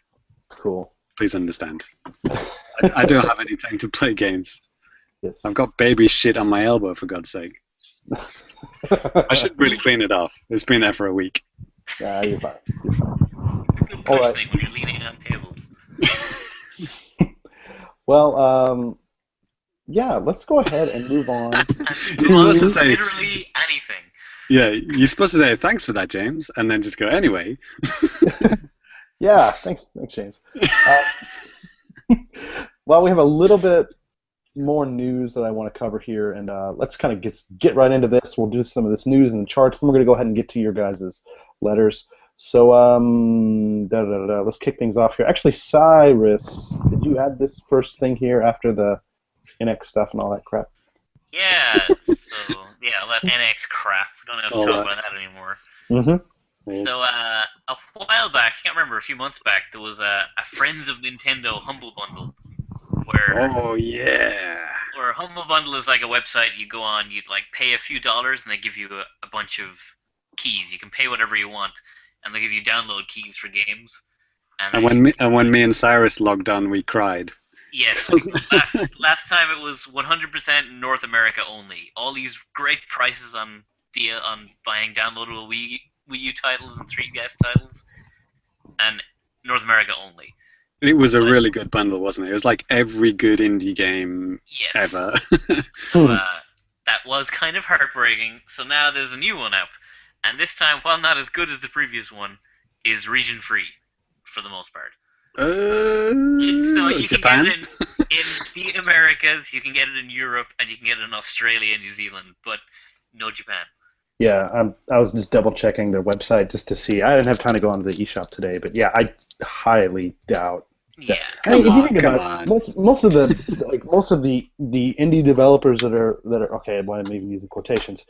Most of the indie developers that are popular or at least well known, like in the West, if they even have games that come out here, they're not handled by them. They're handled by, in some cases, Nintendo themselves, or like other like companies that do this stuff. There's a company called Rainy Frog and a couple of other different ones that do this type of stuff. But I don't. Yeah, Nintendo aren't going to be giving away free games, are they? No, hell no. I mean, no, it's just not going to happen. That's just for Japanese people. I'm just trying to like, if you put yourself in a Japanese mindset here, this makes like no sense. I mean, well, it's two things, isn't it? Like, first thing, charity is not popular in Japan. Which sounds kind of bad, but it is true. Like, the charity, like, I think I've mentioned this like, many, maybe years ago now, but like, Who Wants to Be a Millionaire, the celebrity version, Cyrus? Yeah. Like when celebrities go on it, like who gets the money? Oh yeah. And though that's they, isn't it? The charities, right? Yeah. In Japan, the celebrities keep it. What? But then on the flip side, sometimes they have TV shows where like the celebrities have to like, okay, the loser of this thing has to pay like $5,000, which is kind of To the TV network. Yeah. out of their own. Well, yeah. Okay, good. So like, in the West, there's always like people are trying to think of clever ways and how to get people to give money to charity, Sure. Like that doesn't really happen in Japan. I mean, it's kind of strange. I mean, you do see occasional charity adverts, like for like Africa or something like that, but like it's kind of rare. And they do have the kind of I mean, for British people, they would know this Red Nose Day. That kind of it's like an annual or biannual thing that we have in the UK, maybe in Ireland, Yeah, Cyrus. it's Irish too. And everyone gathers together and raises money for for Africa or other things, local things as well. And there is something like that in Japan, like called Nijuon Jikan Terebi. You might have seen that. I think it's every couple of years in Japan too. It's every year, is it? Yes. So yeah, you do have those kind of things, but like the kind of like daily, charity giving, like Jesus Christ, when I went back to the UK, I got bombarded with people asking me for money for charities. Like, people are like tackling me to the ground, like, give me your money. Mm-hmm. And it's like, I'm not being mugged. Those are charity workers. You don't see any of those kind of charity workers in Japan. That kind of hard sell, well, it's not really a sell, is it? It's more like, I don't know, a hard take. It just doesn't. Though, if you are planning on visiting Japan anytime soon, you'll probably end up in Akihabara. And you might see a nice friendly-looking monk in like a full like monk outfit, shaved head, the robes, all that stuff. He'll come up and start talking to you in Japanese, and he'll offer to give you like a little medal, and you think, oh, he's a nice, friendly monk. He's asking for money. Walk away from that monk. He knows you're a tourist. And then he challenges you to a kung fu match, and then I'm pretty sure it was going that way until I just like walked away from him. That's why Sai always wears the bandana. He has a really bad cut on his head. Mm-hmm. Scar signifies me as that one dude who fought the monk. Yeah. So yeah, charity, not a big thing in Japan. B, well, as I've mentioned, even in this very podcast, Japanese people don't mind paying a lot of money for shit. So why would they want 10 games for 1,000 yen? They would probably be suspicious of that. They would probably think, okay, well, what's the catch? Yeah, why am I getting all these games for 1,000 yen? Aren't these games worth $200? It just wouldn't go down. It's just not part of the culture. It would just wouldn't sit right with Japanese people. Right. So I would say probably never. This would never happen in Japan in any shape, way, or form. I agree. Sorry. Sorry, Danny. You're the one with the system. Yeah, it's fine. I totally don't expect this. But moving on here, another kind of thing that is expected from Japan. So a special Pokemon Center is going to be opening up in Tokyo Skytree Town on July 6th. There's going to have like exclusive dolls and bullshit there. I don't know if you guys have ever been to Skytree. I've been to it, but not up it. I've been to it and up it. Hey. Okay. Yeah, I've been around. Last year when my mother came, we went there, and it's pretty cool. I mean, the Tokyo Skytree Town. First of all, Tokyo Skytree, for those of you who don't know, it's a huge ass tower in the middle of Tokyo, and doesn't it work with some kind of like a broadcasting antenna or something? It's a broadcasting tower. Yeah, and but yeah, you can go up it. It's one of the highest towers, like this specific type of tower in the world. I think like 666 meters, or I don't Any remember. native Japanese person will be able to recite the exact meters to you at any moment. It's I know, God, the other one, Tokyo Tower, because it's in like a textbook. It's like 333 meters high. It's like God, it's like something like that. It's 3 times higher than Tokyo Tower. Fun note: the Tokyo Tower is higher than any single point in Holland. Okay. Isn't that weird? So, you know. Anyway, That's trivia for today. yeah, that's okay. Great. Kind of caught me off the guard there. So yeah, moving on here. This other little bit here. Hoshinokabi Robobo Planet. Say that again. Otherwise- Robopopo is Robobo. like the most fun thing to say. I love the name of this game in Japanese. Yeah. So the English title, of course, is Kirby Planet Robobat. Which It's is coming out. super lame. Yeah, it's Sounds kind like of lame. robots. But it's coming out here in Japan just tomorrow on April 28th. And I am not going to be getting it, but Cyrus, you're thinking about it? I will probably pick it up. I want to grab the amiibo. Oh, Not for me. I'm giving them for someone else. Because they come out in Japan like 2 months ahead of the rest of the world. same as the So, game, too. yeah, so, but since I'm getting all of the amiibo and those little amiibo stands that are coming out, the dioramas that are coming out, Right. Giorama. I might Right. get the game because Kirby's historically don't require a whole lot of Japanese. Dude, I mean, Nintendo Kirby's platformers. historic. Yeah, you kidding me? Nintendo Request skill. platformers, they're going to probably have hiragana everywhere. If Yeah, so you can read hiragana, you're good. and I'm not exactly worried about not understanding the intricacies of a Kirby plot where You're he's totally riding fine. around in giant powered armor. Cyrus, I haven't played the game yet, but I've got some advice for you. Hold up, and you'll beat the level. But I have advice for you is that Kirby's in adorable power armor. You should buy this game. You And know, also, you should I really write hope it isn't. strongly. You have to write strongly worded letters to Nintendo and ask them just why did they not make an amiibo of power armor Kirby? This is like this is money printing stuff. mhm. They're just melting down the old Kirby ones and reforming them with a star in his bottom. Well, More like you can modify existing amiibo if you heat them up and twist them slightly, so people repose their amiibos. So I'm pretty sure you could do that with Kirby. Just kind of lean him back slightly and stick a star under it, and you got the new one fine. There you go. So, Cyrus, did you play Kirby Triple Deluxe on 3DS? No, I was not aware it came out until I got the Street Pass puzzle, and I'm like, is that a new Kirby game? Oh God, sad person.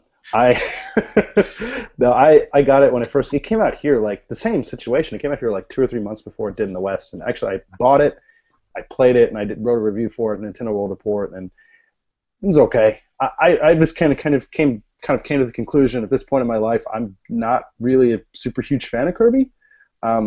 I think I like the mechanics and stuff like that. I think it's fine. I just think the series in general is a little bit slow. I just don't like that.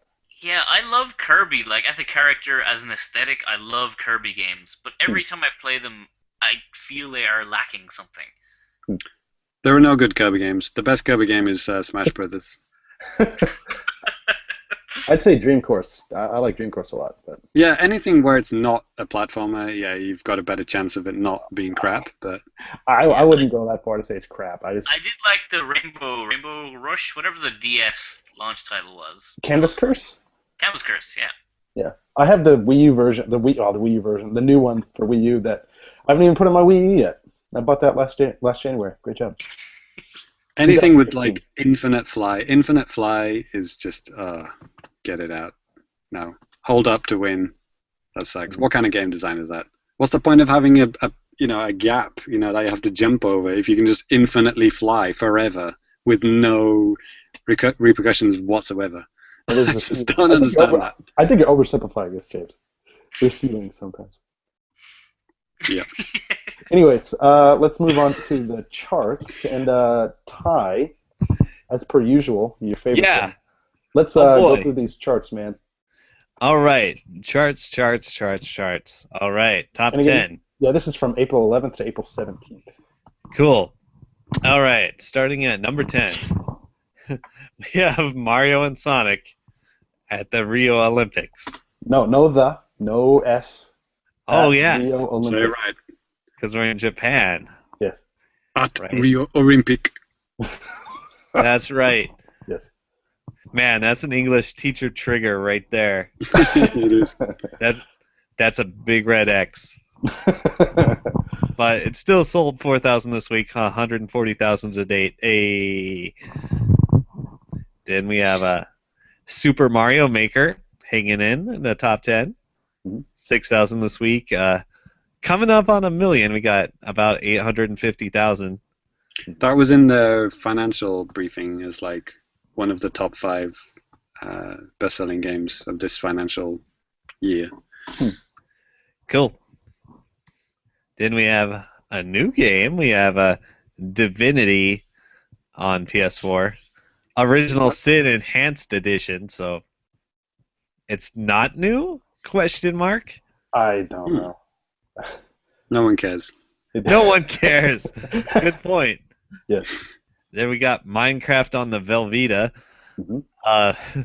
6,500-ish. 737,000.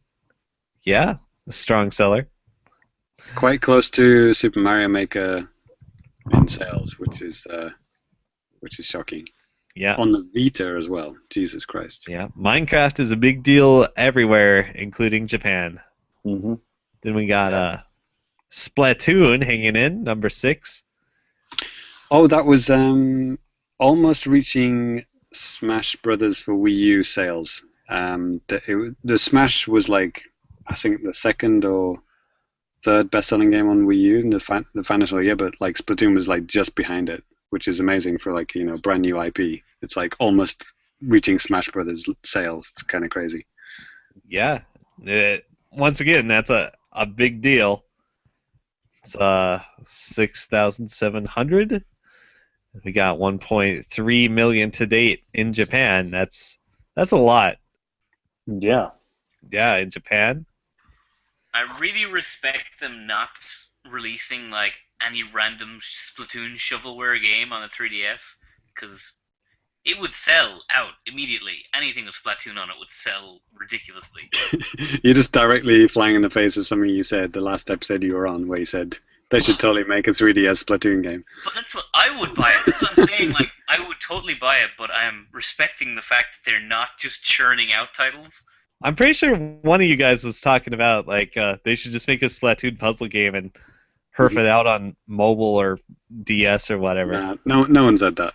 Okay. Yeah, that's crazy talk. I'll believe you. All right, now we have a Disney Art Academy.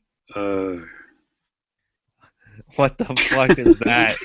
Oh God! Did you guys not watch that last Nintendo Direct? This is the drawing. This is basically like the we know what it is, coloring book. It's pretty self-explanatory. Oh, okay.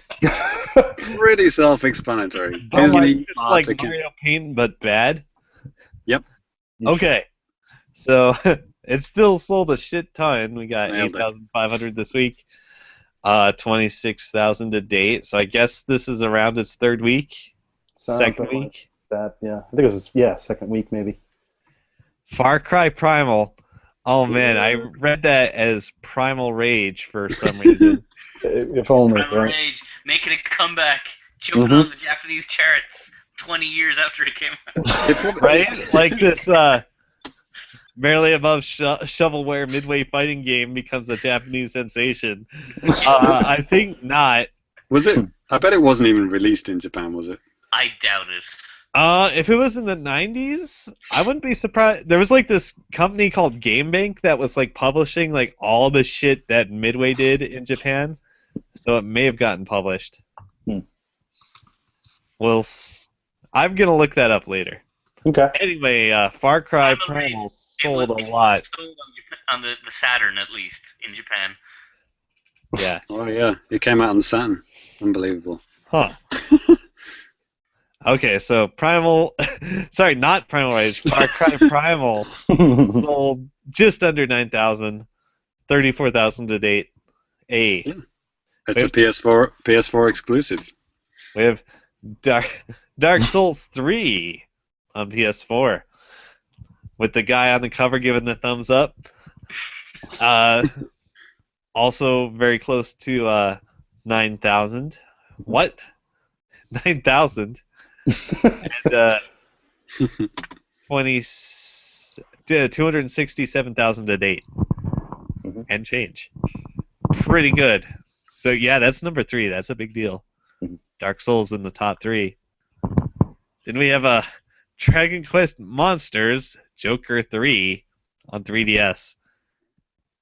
Did we talk about this last time? We did. There is actually a free demo available that I downloaded, and I was going to talk about it at some point, but I haven't done that. Can you bottom line it for us real quick? I haven't even played it. I don't know. Well, okay.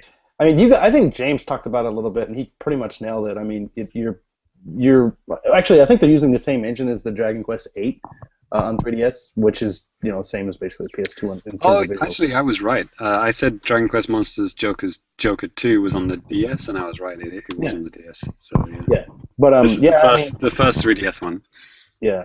And you're kind of collecting monsters and using to fight other monsters and stuff like that. And you could ride monsters too. Yeah, riding monsters. You'll never catch on. Never. All right, and then number 1, we got Yokai Sangokushi. Mm-hmm. It's not Yokai Watch Sangokushi? No, just Yokai Sangokushi.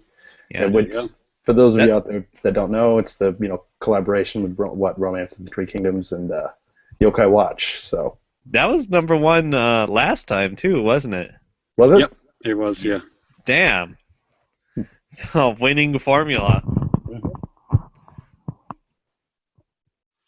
All right. Yeah. How about the hardware there, buddy? Oh boy. Here we go. So excited. All right. Leader this month is the PS4, marginally above the 3DS. Mm-hmm.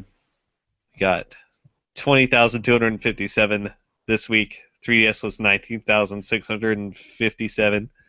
It's a close race between 2 entirely different platforms, so whatever. Thousands of yen difference as well in the price. Yeah. Okay. 3DS still 20 million sold to date. Everything else can go get fucked. Third, we got PlayStation Vita. Or Velveeta, as I always call it. 12,000 to date. Not quite. No, 12,000 this week. Not quite 5 million to date. My bad. Yeah. That would be pretty dismal. That'd be like Xbox One levels. It's now pulling way ahead of the Wii U, though. No, quite a Wii big U. difference. Like weekly, yeah, but okay. Wii U this week 6,000 units to date, 3.14 million units. Hey, yeah, that's what I mean. Yeah. It's pi times a million. There's like 1.8 million difference now between Vita and Wii U. Vita was out a year before too, and it's a handheld as well. But I remember it being kind of close though. Like there were both 3 million and something, right? But now I guess possible. I think it's more interesting to look at the PS4 versus the Wii U because it's obviously on pace to eclipse it. Right. These numbers are sold through stores, right, and not shipped out. Sure, Media Create. Why not? Okay. I think it's only in America and only Sony who does that, where they say we've shipped whatever. Okay. I don't think Microsoft or Nintendo say shipped. Or I'm not sure about Microsoft, but Nintendo, when they say they've sold whatever, they mean that. Mm-hmm. Okay. Then we got the old PS Triple. Mm-hmm. That's been around for quite a while now, like 10 years at least. Yeah, well, yeah, just like they promised. Yeah. Wow. Chad Warden is my god. Got 1,220 this week, 10.4 million to date. I don't imagine that's gonna ever go much higher. Yeah. All right. The Xbox One, rest in peace. 142 units this That's week. a pretty good week by Xbox One standards, in I fairness. thought it was pretty low. I thought the good weeks were like 500. Yes, that's absolutely right. Fail. I'm sorry. I'm just so proud of the Xbox sometimes. I just want to feel good about it. Yeah. They also stopped production of the Xbox this week, right? Yeah, Sony stopped it, if you believe, what was it, Forbes magazine? Yeah. They put out this tweet, Sony stopped production of the Xbox 360. Rest in peace. Sony finally stepped in and just said, no, we've had enough. No more of this competition nonsense. Right. Down with the That, soda like thing. they were making their own bootleg Xboxes. Like, oh shit, we've been found out. We better knock that shit off. Ty, you better start buying them up quick, right? I know, right? I almost want to blame this on the PC release of Killer Instinct. Yep. Yeah, I've ran into a lot of new Japanese players since the Windows version launched. So the effect is real. Windows, very popular in Japan. Xbox, not so much. Right. Yeah, very true. That's kind of funny how that is. They don't really associate Windows. There is no equivalent operating system to like that they can just latch onto here. They need to get Microsoft Excel on the Xbox One. Then it'll Bring really back the take off. PC Engine console. Yeah, there you go. There we go. I still run into people in Japan who think that you can't get Microsoft Word on the Mac. Yep. Even now, they think that. But anyway. I was reading these stories about like these Japanese people that like they study programming in college, and then it turns out they like never had a PC in their house until they started learning programming in college, right? I went to university. Well, I went to college. I studied computer programming in Ireland, and Yeah. one of the students in our first year, he was like first year programming student, had never used the internet before. Ugh. Oh, get good. So that's a real thing in non-American countries, I think, maybe. At least in Japan and apparently Ireland. That's cool. Well, that'll wrap up charts. Okay, that's a good note to leave it on. So we're going to go ahead and move on into feedback. Okay. So if... Before Slash go ahead. life in Japan. talk about feedback, there is some breaking news. Oh, God. A new costume coming to Mario Maker tonight. Okay. It is the baby metal costume. I saw that. I saw the video. God. Amazing. The what? It's What were they James. thinking? I don't know. I want some of it. Whatever they got. James, just think about everything you hate about Japanese music and put, I guess, quote-unquote death metal in the background and have like little Japanese girls that aren't even cute jumping around on stage and singing nonsense. And now this is in your beloved Mario Maker. Jesus Christ. Rip in They peace. even have like full sound bites of them talking whenever they do literally anything.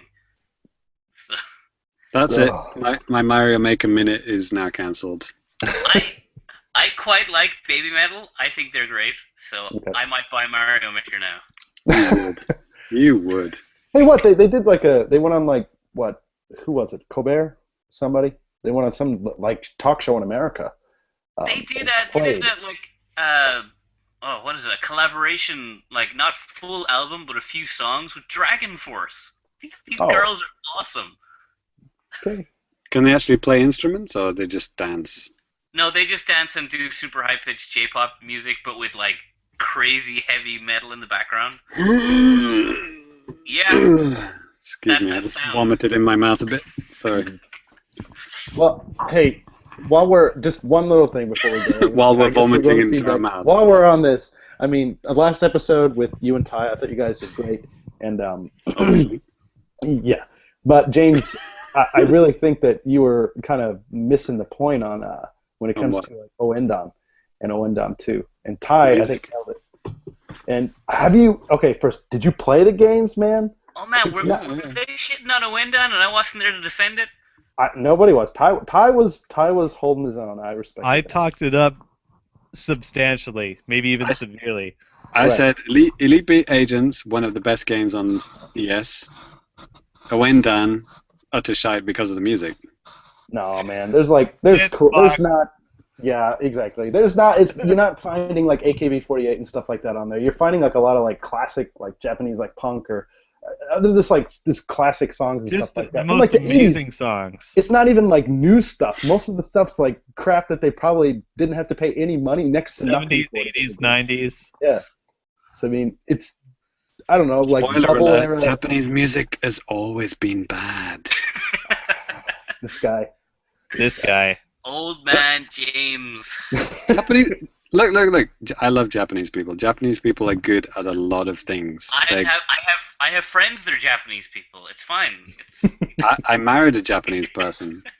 At least that's what she told me. Japanese people are brilliant at lots of things. Engineering. Like we just talked about this, Tokyo Skytree. That's a freaking amazing feat. That thing is like earthquake proof, and it's like almost goes into space. Singing is not one of their specialities. It doesn't matter. Move on. Well, I do like the way you say specialties, and we are moving on, even though you're wrong. So we're gonna move on to feedback. Look at my lower third, Danny. Look at my lower third. I refuse. I'm looking at I stand by that always. So we're right on to feedback now. If you guys want your letters or comments or criticisms read out on the air, please go ahead and send us an email. You can send us an email at God, it's happening again. Famicast@NintendoWorldReport.com. Hit us up on Twitter for something kind of short at the Famicast. You can always leave comments at the bottom of the YouTube videos. You can leave a comment on the talkback threads on NintendoWorldReport.com. And if you do that, you can have your letter read on the show like these wonderful people.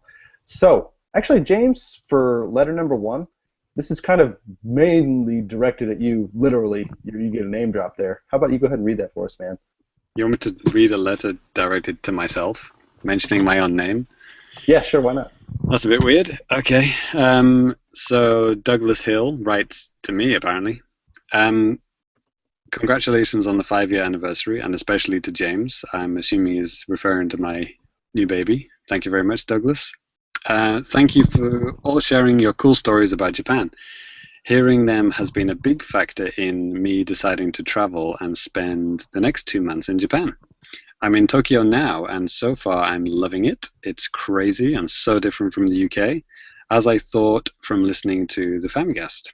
I'll definitely try out all the foods you mentioned in episode 75. Oh, yeah, right, yes. People are asking us, like, best/most disgusting foods we ever tried, right? Mm-hmm. Things like that. That's cool. Wow. That's really cool that somebody who actually was, inspired about, coming to Japan from listening to the Famicast. That's really cool, man. Mm-hmm. And, yeah, we hope you have a great time. I guess he's still here, right? So, probably. In Tokyo. Hey, if he's listening to this show, he should totally check out the Splaket, like the Splatoon, like Dojin event. Like it's a fan art thing. It's in, like coming up in May, I think. Check it out, dude. And Douglas, I really mean this. If you need somewhere to stay, Danny's house is always open to people to stay. Hit me up, man. I can direct you to some 24-hour restrooms on some of the train stations along the Chuo line. There's an alien-themed love hotel quite near to my house. So I've been there. Apparently. Oh, I've heard. Yeah. Moving on.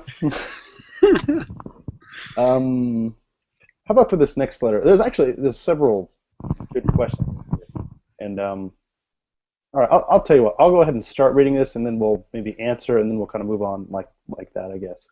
This is a Life in Japan themed one. I like this.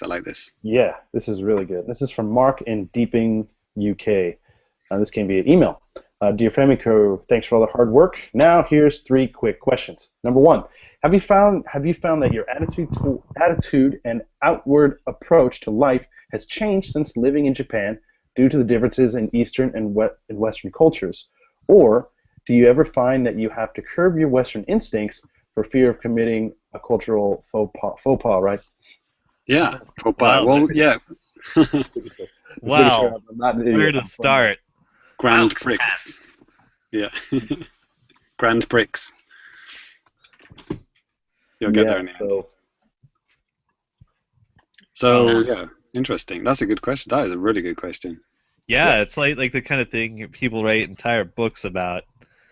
Yeah. Well, I guess we first have to mention, the classic, guy changing his outward approach to life, which, the negative side of that. There have been comics and stories and articles written about this, and that's the charisma man. So which it's a comic which was, I believe, was written by a fellow whitey who lived in Japan. And basically, Charisma Man is this kind of like really nerdy, geeky guy with like no friends, no girlfriend. Works in a McDonald's in America, and then when he comes to Japan, kind of like like he does a kind of a Hulk style transformation, and he turns into this like really handsome, cool guy called Charisma Man. And like all these Japanese girls just like rush towards him, going like, he's so handsome, I love you. And that's basically like the image that people have. It's like, I'm gonna go to Japan and get loads of hot girls. That's how this comic was created. So I guess that can have that effect on certain type of people, i.e., dickheads.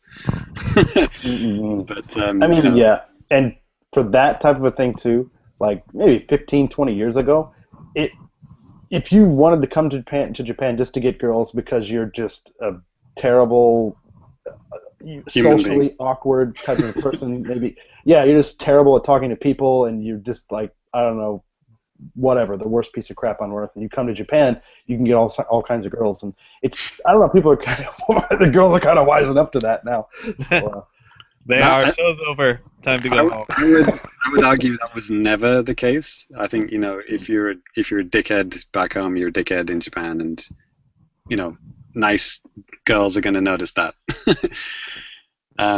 So I don't think that's happening. We love talking about my buddy Josh. Yes. Try again. Robot coming in there? Yep.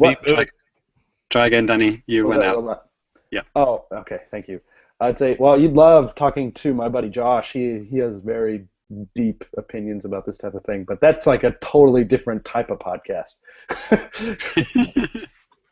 Yeah. For me, generally, like, I came to Japan, and I was already pretty knowledgeable about Japan before I came here. But I think, in general, one thing that changed for me was I assume nothing. Like, I don't assume anyone knows anything about what I'm talking about anymore. Because things I take for granted in the UK and Ireland, that's not applicable here. And things they assume are totally natural all over the world. I can't think of any examples off the top of my head now, but there's so many times you just run into this weird culture barrier where that I try and take everything super slowly now whenever I'm talking to anyone unfamiliar about generally any topic. So Mark says, like, do we ever have to curb our Western instincts for fear of committing cultural faux pas? So, like, I don't know. I don't think. Well, yeah, I don't really give a shit. James, absolutely not. He's just gonna, shit all over you. I'm actually gonna go out my way to commit a cultural faux pas, but that's just me.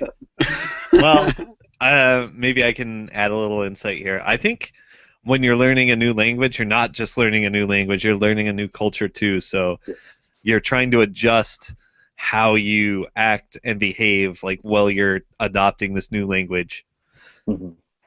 So that kind of goes hand in hand. Oh yeah, I totally agree. And I've known people, like, there's this asshole that I knew that he said, I'm just staying in Japan because Japanese it was a challenge and I just wanted to be better. I don't give a shit about Japan or Japanese culture.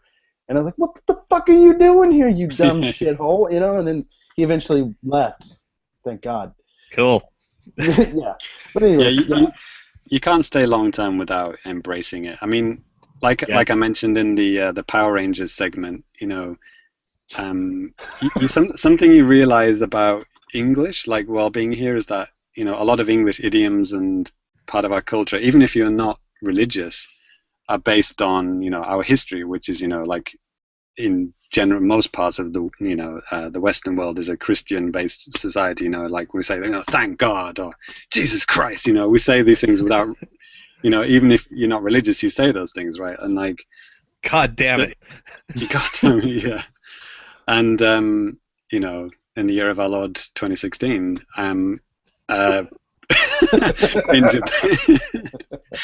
in Japan, you have to be aware of the Shinto religion to know the language and to also know the people. There's things that people say, and there's expressions that people use and things that they do which they, without realizing it, are based on Shinto, but they might not actually realize that. Like the same that we sometimes forget that certain things we say and do are based on like straight up religious things. We just forget about it.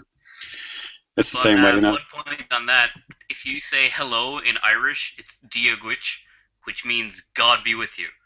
So I think that's actually like where the God is English right word goodbye came from. It's kind of a shortening of God be with you. Yeah. Yeah. Yeah. But like how Easter somehow became like collecting chocolate eggs from a bunny. It didn't start off like that, and Santa Claus came around. Things like that. Those kind of Western cultural things. They do catch on in Japan as well, but they're not aware of where they came from originally. Right. So. There's those kind of things that you kind of realize when you start living here. So one short thing I want to add to this. I found when I went back to America for a week, I had 900 weird little habits I picked up in Japan. Yeah. Just all these small things that end up being completely and totally weird in America.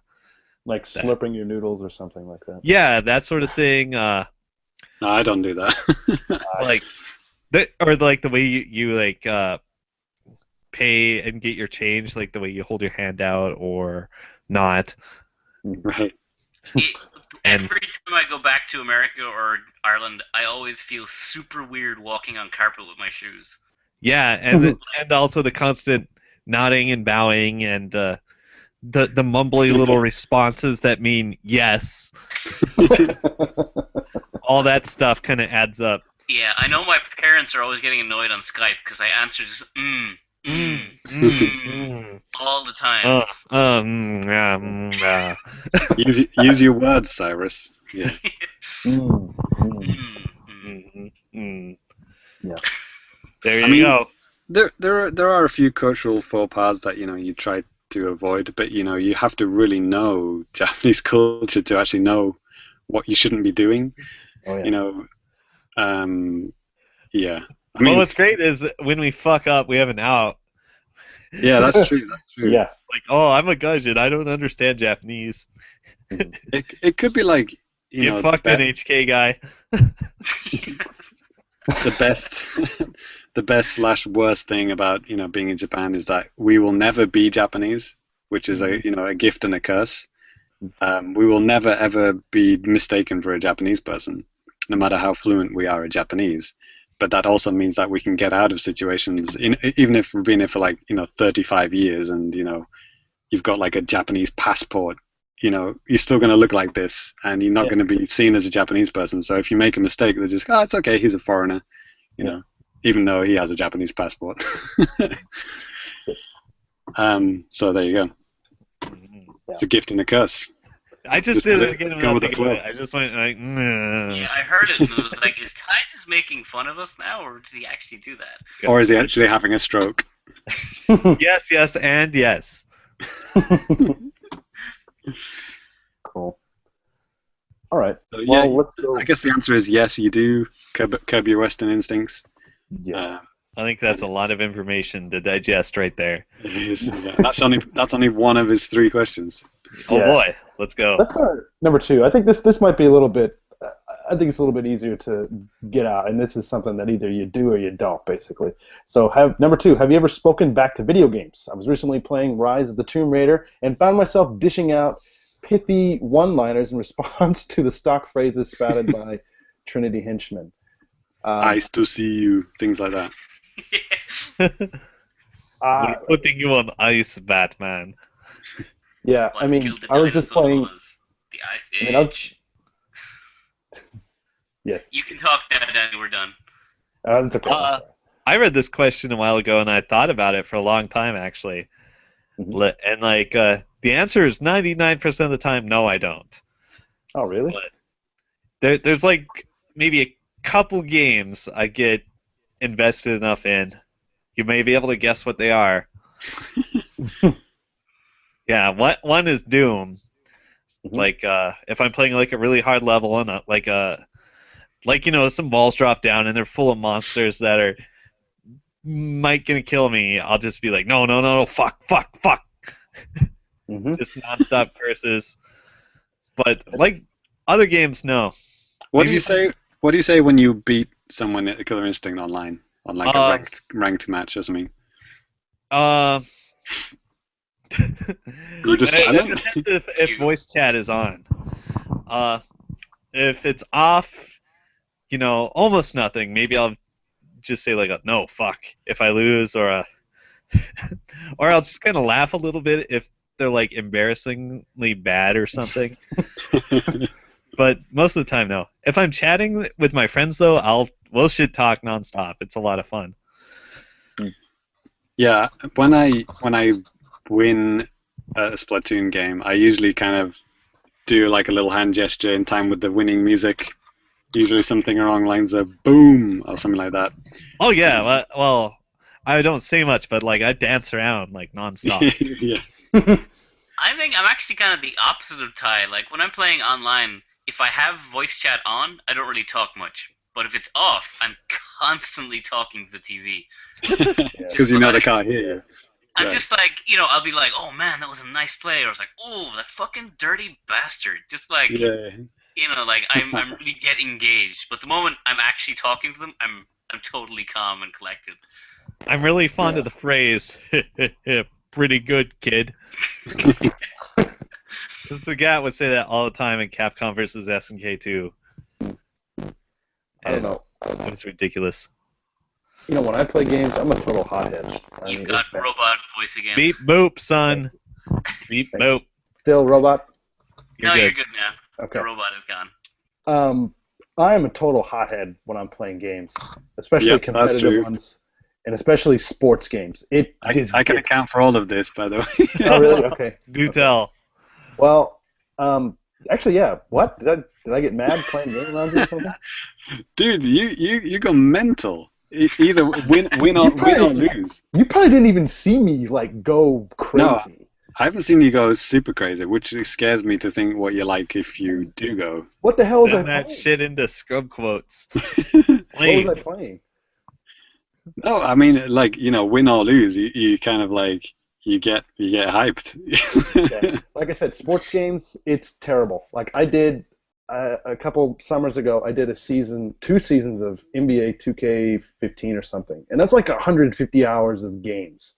And I was getting so mad because sometimes, I'd fuck up, or when I wouldn't fuck up, when it wouldn't be my fault, I would dish off the ball like down low for one of my dumbasses to make an easy layup, and he misses, and then another guy gets the ball and puts it in. It's like I wanted the fucking assist. You know what I mean? Danny's one of the rare people who's a bad winner and a bad loser.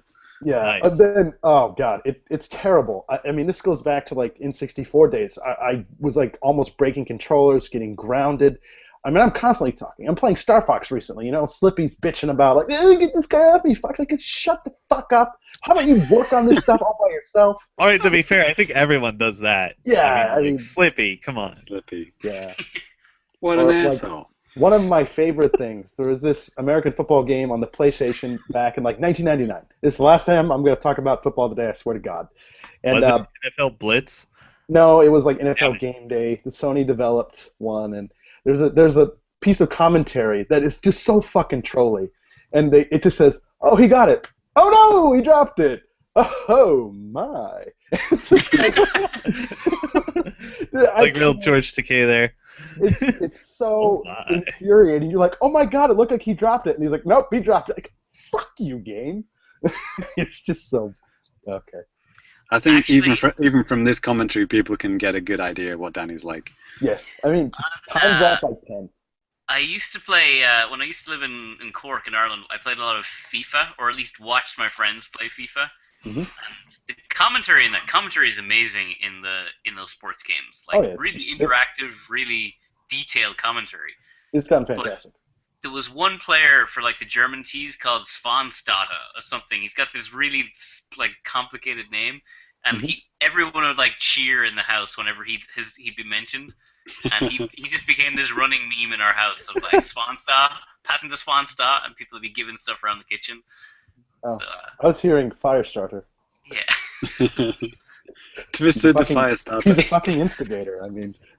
Oh man. Okay, so I had this roommate who would like he would always quote, well, number one, everything in Capcom vs. SNK 2, like the Sagat quotes, he got me doing it. And the other thing he would do was quote Joe Montana Sports Talk Football in like the really stilted voiceover. Great. Quick and to the back, he goes down at the 23-yard line. Oh. Maddening. Yeah. Oh. Next question. Next question, please. Next question. Let's keep going. So, number 3. What do you think is the biggest issue facing virtual reality headsets? I plan on purchasing PSVR, but I can already imagine the look on my wife's face as I sit there like a soulless vegetable in my own little world. Also, I would be constantly fearing an unwarranted turkey tap. Thanks again. I look forward to the next episode. P.S. Apologies to the Irishmen and Americans for my fellow countrymen's constant piss taking. Thank you. Wait, what? Who's it referring to there? I don't know. Cyrus, you son of a bitch. Yeah, I'm always making fun of my fellow Irishmen. Yes. So, I guess first question, what do we think is the biggest problem facing virtual reality? I'm really happy to be talking about VR because like it's on every podcast at the moment and most people are just splooging over it. Yes. And it's not like I'm against VR, I think we're so far away from like VR actually being a good thing because like we're on generation 1, right? Yeah. Everything I hear about VR is that you can't play for more than half an hour without feeling sick, and it affects people in various ways. Some people can last longer, some people last only a few minutes without feeling like they want to throw up. What are we talking about here? We're talking about strapping screens onto our face, Okay. and then getting vertigo. I mean, I don't really see how this can ever be fully like solved. Like definitely not this generation, but like I don't know, maybe refresh rates, maybe like head tracking will improve a lot over the the next decade or so. But like you still can't get over the fact it's a screen right in front of your eyes and things are far away when it's actually not, and that always going to fuck with your brain. Mm-hmm. And I think we have to actually move beyond the screen in front of our eyes before this actually becomes something that everyone can enjoy. Because like one of the last things do you remember the what was that thing called, the thing that Nintendo were going to release, it attaches to your finger? Vitality sensor. Yes, one of the last things that Iwata did when people asked him like, when is this thing coming out? Do you remember he explained why they cancelled it? He said, we could only get it working with like 96% of people, so we decided not to go ahead. And it was like, wait, what? 96% is not, surely that's enough, right? Like screw the 4% who can't get it to work, right? Right. But like with this VR, it's like it's way more than 4% who feel sick. Like most people feel sick. At various levels. I don't know, maybe someone like a hardened gamer like Ty can withstand 12 hours of VR gaming. I'll let you know. But most people don't. So, this is like Gen 1. This is like, the Magnavox Odyssey of VR. This is like before the NES levels of VR. And, I mean, it's good hearing Sony say, like, it has to be over 60 frames per second to be a PSVR game. That's good, but, like, that's not going to solve everything. And it's so costly. Like, PSVR, what do you need? Like, $400 console, $400 headset, plus the Move controls. It's like, what, almost $1,000, and that's for the quote-unquote cheapest VR headset. Right. Oculus, you're looking at, like, you need a decent PC, right? Like at least $1,000 on a PC, and then the thing is like $800 plus all the other shit that you need. Yeah. I mean, it's way out the price range for most people. So you're only going to see tech blogs, video game websites, rich people, playing this game. So, so that's why it kind of pisses me off, like why podcasts are talking about it so much. It's like, no one is going to be playing this. A very small percentage of people are going to be playing these VR games. Yeah. I agree. Well, Yeah, that's all people are talking about. if I can offer my Go key ahead. insights here, yeah, it's gonna be that way at first, but like with pretty much all technology ever, it's gonna come down in price pretty fast. And as far as we know, in 5-10 years, maybe this will be a thing like everyone has. But Do you think it could ever be like a Wii type success? Where like literally everyone has one. it could be. Your grandma, your parents, helping you set them up. Are they Yeah. going to be enjoying it? Yeah. I mean, right now, I get the vibe that you think the biggest problem is the pricing, right? I think the fact that most people feel sick and the price. Yeah, like I was gonna say, eye and stomach problems are gonna be number one, but I think that's gonna get better over time too, as the optics technology gets better, the tracking gets better, and do you think also, they'll ever be able to say we can 100% guarantee that 100% of people will never feel sick? I just don't think that day will ever come. yeah, well, I mean, I'm sure my grandmother can't play F-Zero on Super Nintendo without getting sick. I mean, people said the same thing back when, the first video games came out where you could spin in a circle. People were throwing up at that shit. Right. And, I think as technology gets better and also people start getting exposed to this from a younger age, that it's going to be less and less and less of a problem over time. So that means, like, our generation, are not part of that. That is like my son, or he's going to be immune to it if I start him on Oculus for his next birthday. That's right. He's going to call you a scrub, and he's going to tell you to get good. Yeah. And I think above the price thing as well, I think I would actually put feeling sick at number one. The second would be the fact that you're blocking. It's a complete sensory overload. Like, you have to block everyone out. Like, once you put that on and you got the headphones in, you can't hear shit and you can't see shit. And like Mark says in his email, people are kicking you in the nuts from behind. You're always going to have that problem. You look like a complete twat in your living room. Like, excuse me, everyone, I'm just going to go into my VR world now. And then that just ends all conversations, doesn't it? I think that's gonna be solved pretty quick, by integrating some sensors and alerts into the software itself, or hardware and software. It's dinner time.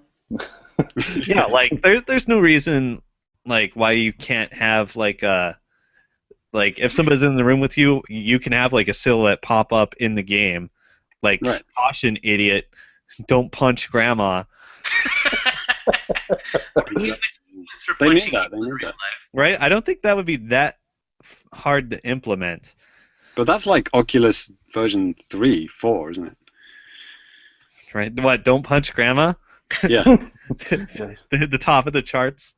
You can punch grandma as much as you want at the moment. Right. Because you can't see her. You can't see shit with an Oculus on, right? Or a Vive. Cyrus, did you have anything else to add to this, man? So I think just the biggest thing that's definitely affects them is the fact you're locked away in your own little room and you can't see anything. You can't share the experience with anyone. Everyone's just looking at you like a dope. If you're in the Vive, you're taking up an entire room, worse than a Kinect takes up an entire room. And I say that as I'm sitting here with a Google Cardboard right on my lap. The future. So, I got a Google Cardboard. So I'm not going to invite people that come over and watch me play a VR game. It's going to be between me and my imaginary anime girlfriend. We should mention that Ty lives alone, so unlike the rest of us in this podcast. So Damn. Yeah. Burn. So, like, I got this, and I just got this because it's like I had a new phone. I'm like, ooh, I want to try a cardboard, like VR. So, cardboard is like a super ghetto thing. It's like literally made of cardboard. I thought it was a joke. No, it's literally made of cardboard. Yeah. You get your phone and you slap it into the middle, and then your phone is now a super ghetto VR setup. And, But it's just the same as just holding your phone in front of your face and go, hey! except it has these two lenses that they split the screen in half so you can only see, and it properly focuses them. Oh, okay, fair enough. So it does give you a VR experience. A lot of apps made specifically for cardboard only, and it's good for what it is. It makes me want to try a proper VR experience because I played like a horror game on this, and it made me jump pretty bad in a few places. So Did I your think phone fall out of the cardboard box onto the floor? pretty much. So, I think, do you remember when like Reggie kind of like poo-pooed VRs, like, it's not fun yet or whatever? I mean, I disagree with pretty much everything Reggie says. I think he's an idiot. But I think he kind of nailed it in his own way. He kind of got that right. It's not ready. Nintendo are not going to do it until there is a social element to it and it is fun and no one feels sick. They're not going to do it until that day comes. So I don't think you're going to see a Nintendo VR headset for like another decade, at least. And yeah, Virtual Boy. Exactly. I guess they learned their lessons a long time ago. Yeah, I guess kind of going back to kind of what you were saying earlier, James. Like, yeah, I mean, a lot of podcasts out there now, and just like media and press and stuff in general, are just talking about how okay. And just for, I guess, my personal stance on VR, I'm not like against it or anything, but for me personally, it's expensive, and I don't want to. I'm sure my wife would love it. Like, hi, honey, I'm just going to sit here and play a virtual, a fucking VR game for a couple hours, have fun. Please don't, turn off the TV or the PlayStation or whatever, whatever the hell. I don't think that'll work for me in my situation. I think maybe in Japan too. I don't know. This is kind of a weird thing, but I like the idea of VR. I think it's cool. I think there's a lot of cool stuff that you could potentially do with it. Me too. I sounded kind of negative. I do think it's cool, and like in a kind of a fixed setting, like in I don't know what kind of setting it would be, like a cafe or a bar, or like a game bar. You would go there, you would experience it with your friends or whatever, and you would go home. That kind of thing, it would be fine. But like, I just don't see this being in everyone's house, and but I think families playing it. Ty brought up a good point. I mean, basically, maybe kids nowadays who, and then maybe some years in the future, who might get these things when they obviously come down in price. And then it's going to get to a point where the grandpas that, just like whoever that we showed like Super Mario Kart and they just get sick, we're going to be those people one of these days. But not Ty. I'll always be cool. I'll be hip forever. Well, like James said, like it's expensive and it sucks and it won't catch on in every household everywhere. But, people said the exact same thing about, the internet and computers and video games and telephones and televisions. This is just a step we have to take as we sail headlong into the future and get ever closer to having straight up holodecks. We have to deal with this shit before we can get there. I don't know. I'm just having like a hard time picturing how this could be adopted. I mean, yeah, in like 20 years, I'm going to be the old idiot. I'm an idiot now anyway, but that doesn't matter. But you good? Yeah, but like I just don't see how this can take over or be as revolutionary as something like the internet, TV, or even something like even the Wii. I'm having trouble seeing how it can potentially get to that point. I'm not saying it's not going to be successful at all. I'm not saying it's going to flop hard. Maybe Sony, PlayStation VR, they're going to sink way too much money into it and, take a huge-ass loss and have to pull the plug maybe, but that's Sony being Sony. But it's still weird, like, that Facebook bought Oculus for like $1 billion. If they can actually do something interesting... What are they doing with it? They're not doing anything with it. Yeah, I'd imagine that's coming, and maybe that's the type of stuff that we would need to see for this to get huge market, and stuff like Ty's talking about, stuff that's going to change the way people live their lives and interact with media or whatever the hell. It's just going to be like a fancy video phone for Facebook, isn't it? It's like you put it on and you can see a virtual representation of your friends or whatever, but kind of weird. Could be. Yeah. Yeah. There will I'm be, gonna there will be disagree with you guys. I think it's one of those things that is gonna change the world. It's gonna be fucking amazing. But how old are you going to be before that happens? 53. Yeah. So yeah, we're a couple of decades away from it being actually viable. But it's kind of cool, like being in the Gen 1 era now. But I just wish people would stop talking about it like it's going to happen, you know, by next year everyone's going to have one and everyone's going to be having it in everyone's living room. No. Yeah, that's just way too. That's optimistic, but Yeah. maybe in a few years, maybe. Yeah. In about 5 years, most people might have tried it out, but I don't think people are going to be like, you know, having them in their house. Sure. Everyone, right? Yeah. All right. Well. And also, there's no games. There are no legit games, right? That's the kind of thing. I'm trying to find this video of this woman playing like this scary game and like getting the shakes and screaming nonstop. I'll pass it to you guys when I find it. I love horror games. Like, I love horror movies. I love horror games. I love being scared shitless when I'm playing anything. And so that's why I would love to play a proper horror game on this. I'm gonna try and book tickets in Odaiba in Japan at the moment. There's like a VR theme park, which means it has 5 VR games. But you have to pre-register, and they've got like there's one kind of game doing the rounds the internet at the moment of you have to save a cat. And I saw that. Yeah. The cat is like on the end of this plank of wood, like suspended off the top of a skyscraper, and so you have to walk out on this plank and catch the cat. And apparently, it's absolutely terrifying. So I really want to give that. I saw that. Yeah. God. They strap you up in like full safety gear to add the illusion, even though you're just walking on a platform like in this small room, and they make you walk on a physical plank, like it's an actual prop you walk on. So it feels like you're walking on a plank, and then the VR goggles make it feel like you're 100 stories up while doing it. So I found the video. I'm sending it to you guys. Yeah, so I would love to try that, and I will totally try and book myself in at some point.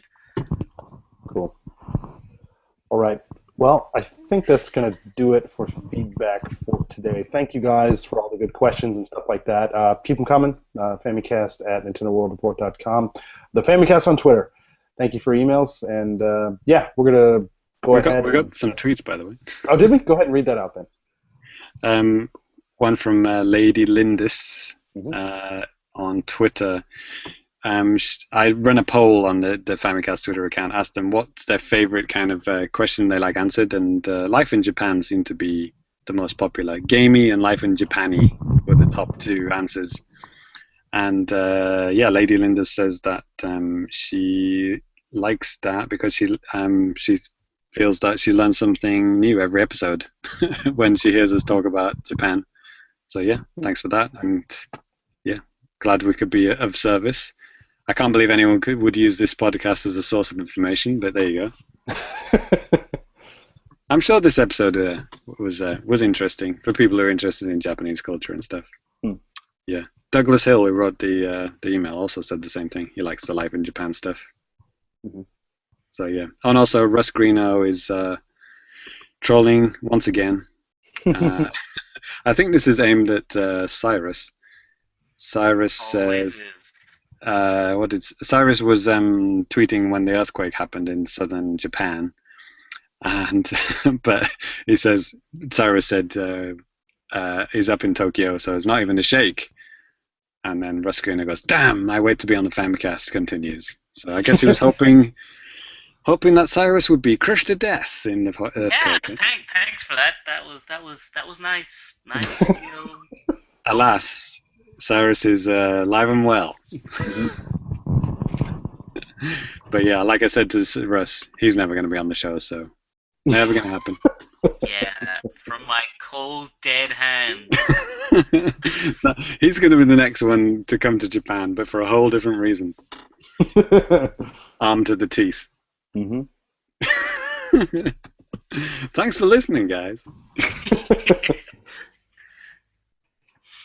Okay, that's all we got. Awkward silence. Hey. Perfect. All right. So let's go ahead and close out the show here. Getting kind of late here. And I thank you guys for sticking with us throughout the show for the live episode here on YouTube. Thank you for that. If you want to follow us, oh God. Okay, there's a couple of things I want to talk about before we actually close out the show. But let's go ahead and give out the Twitter handles first. If you want to follow me on Twitter, you can follow me at DannyBiv. Yeah, I don't think I tweet about anything. Occasionally say something like when I'm drunk, like my comment about Star Fox to Nick Bray. I said, "It's cool, man." So if you want in-depth, thoughts on video games, yeah, you got it. It's cool, man. It's cool, man. Yeah, Ty, how about you, man? Yeah, my Twitter is SuperCatDrugs. You can find all sorts of weird Killer Instinct and Doom stuff on my Twitter. This coming weekend, I'm going to Osaka to play in a big video game tournament. So. It's down in Osaka. Yeah, it'll be an adventure. Sweet, I'm gonna ride Osaka. the bullet train and everything. Dude, Osaka's awesome. You ever been? Yeah, like 10 years ago. Okay, it's still cool. All right, good. Sweet. So please enjoy my Twitter adventure in the coming days. Cool. All right, Cyrus, how about you, buddy? So you can find me at Celsi on the Twitters, and you retweet a bunch of stuff. Okay. My own stuff. Hello? Hello? Hi. You kind of cut out there a little bit. Oh, well, you can follow me on at Celsi where I retweet, and that's pretty much all I do. I think last week I retweeted an eel spinning around. That was good. Good job. And James, how about you, man? Yeah, at Famicomplicated. Actually, I wanted to do something I haven't done for a while. It's my High Patrol Get of the week. Mm-hmm. Not mine, I mean, from around the web. People use the hashtag, and I like to keep an eye on it, see what people are using it for. There's a good one here from Johnny Metz. This is this is from a while back, actually, but this was about the fact that one of the DS games that they offered as a download, you had to actually store it on the 3DS internal memory, because they couldn't work out a way to have it on the SD card. And Johnny in one of the forum threads said, "I'm so glad this is finally happening. I mean, it's too bad the implementation isn't more graceful. But doing that would require an intimate knowledge of the system architecture and access to the firmware that we just can't expect Nintendo to possibly have." So, well done, Johnny. I'm going to give you the High Patrol Get of the week for that one. Nice. Please understand. Cool. All right. One thing I kind of wanted to point out here, Nintendo World Report, we are on Patreon right now. And if you don't know what that is, basically... Give us money. Yeah, give us money.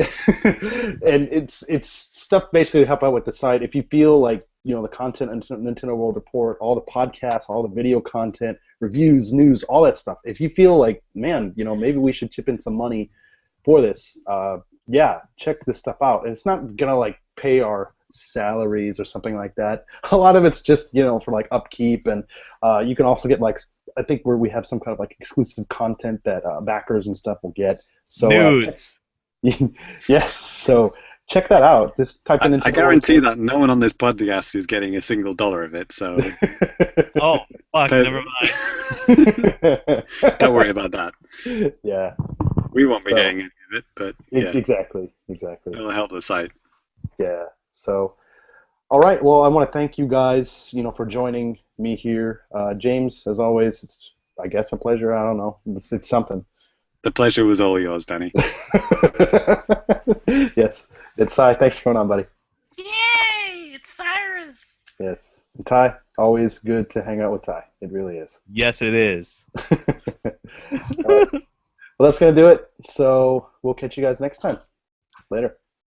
Peace. Peace, brothers.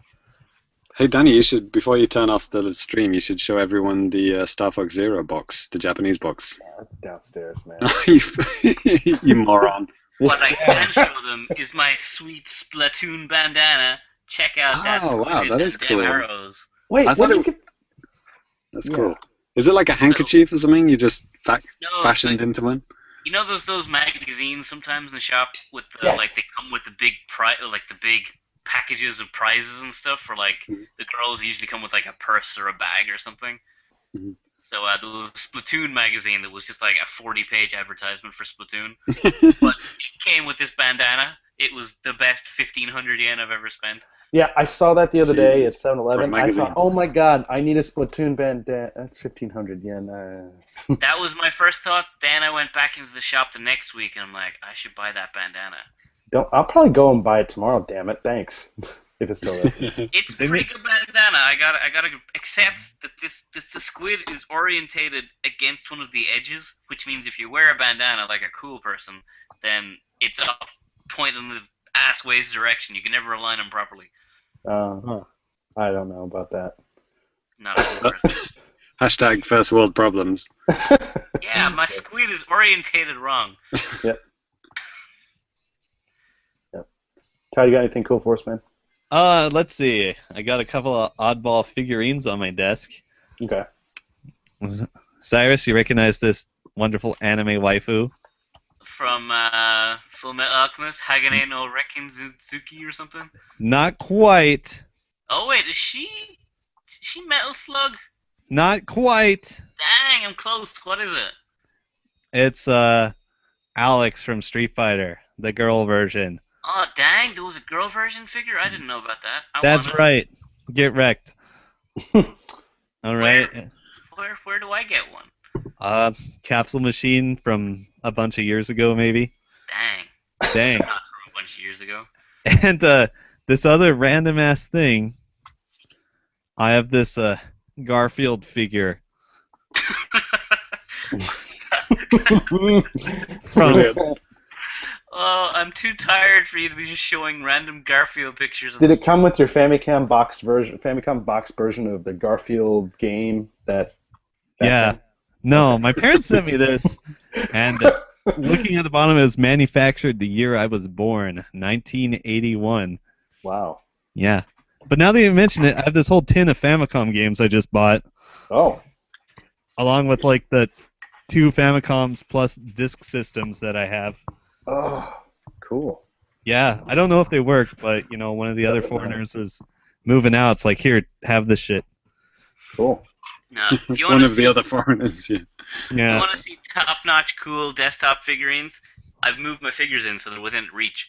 I've got my custom pony with like bandana, long hair, chin Get beard. out, you're fired. It's got from a the little arcade Famicast. stick as its cutie mark. This is the best pony. This Man, is the there's some- Cell-Sci pony. You disgust me. Shameful display. There's some weird games in here. I got a pizza a few days ago, and the guy was late by like 3 minutes, so he gave me this coupon for 500 yen off.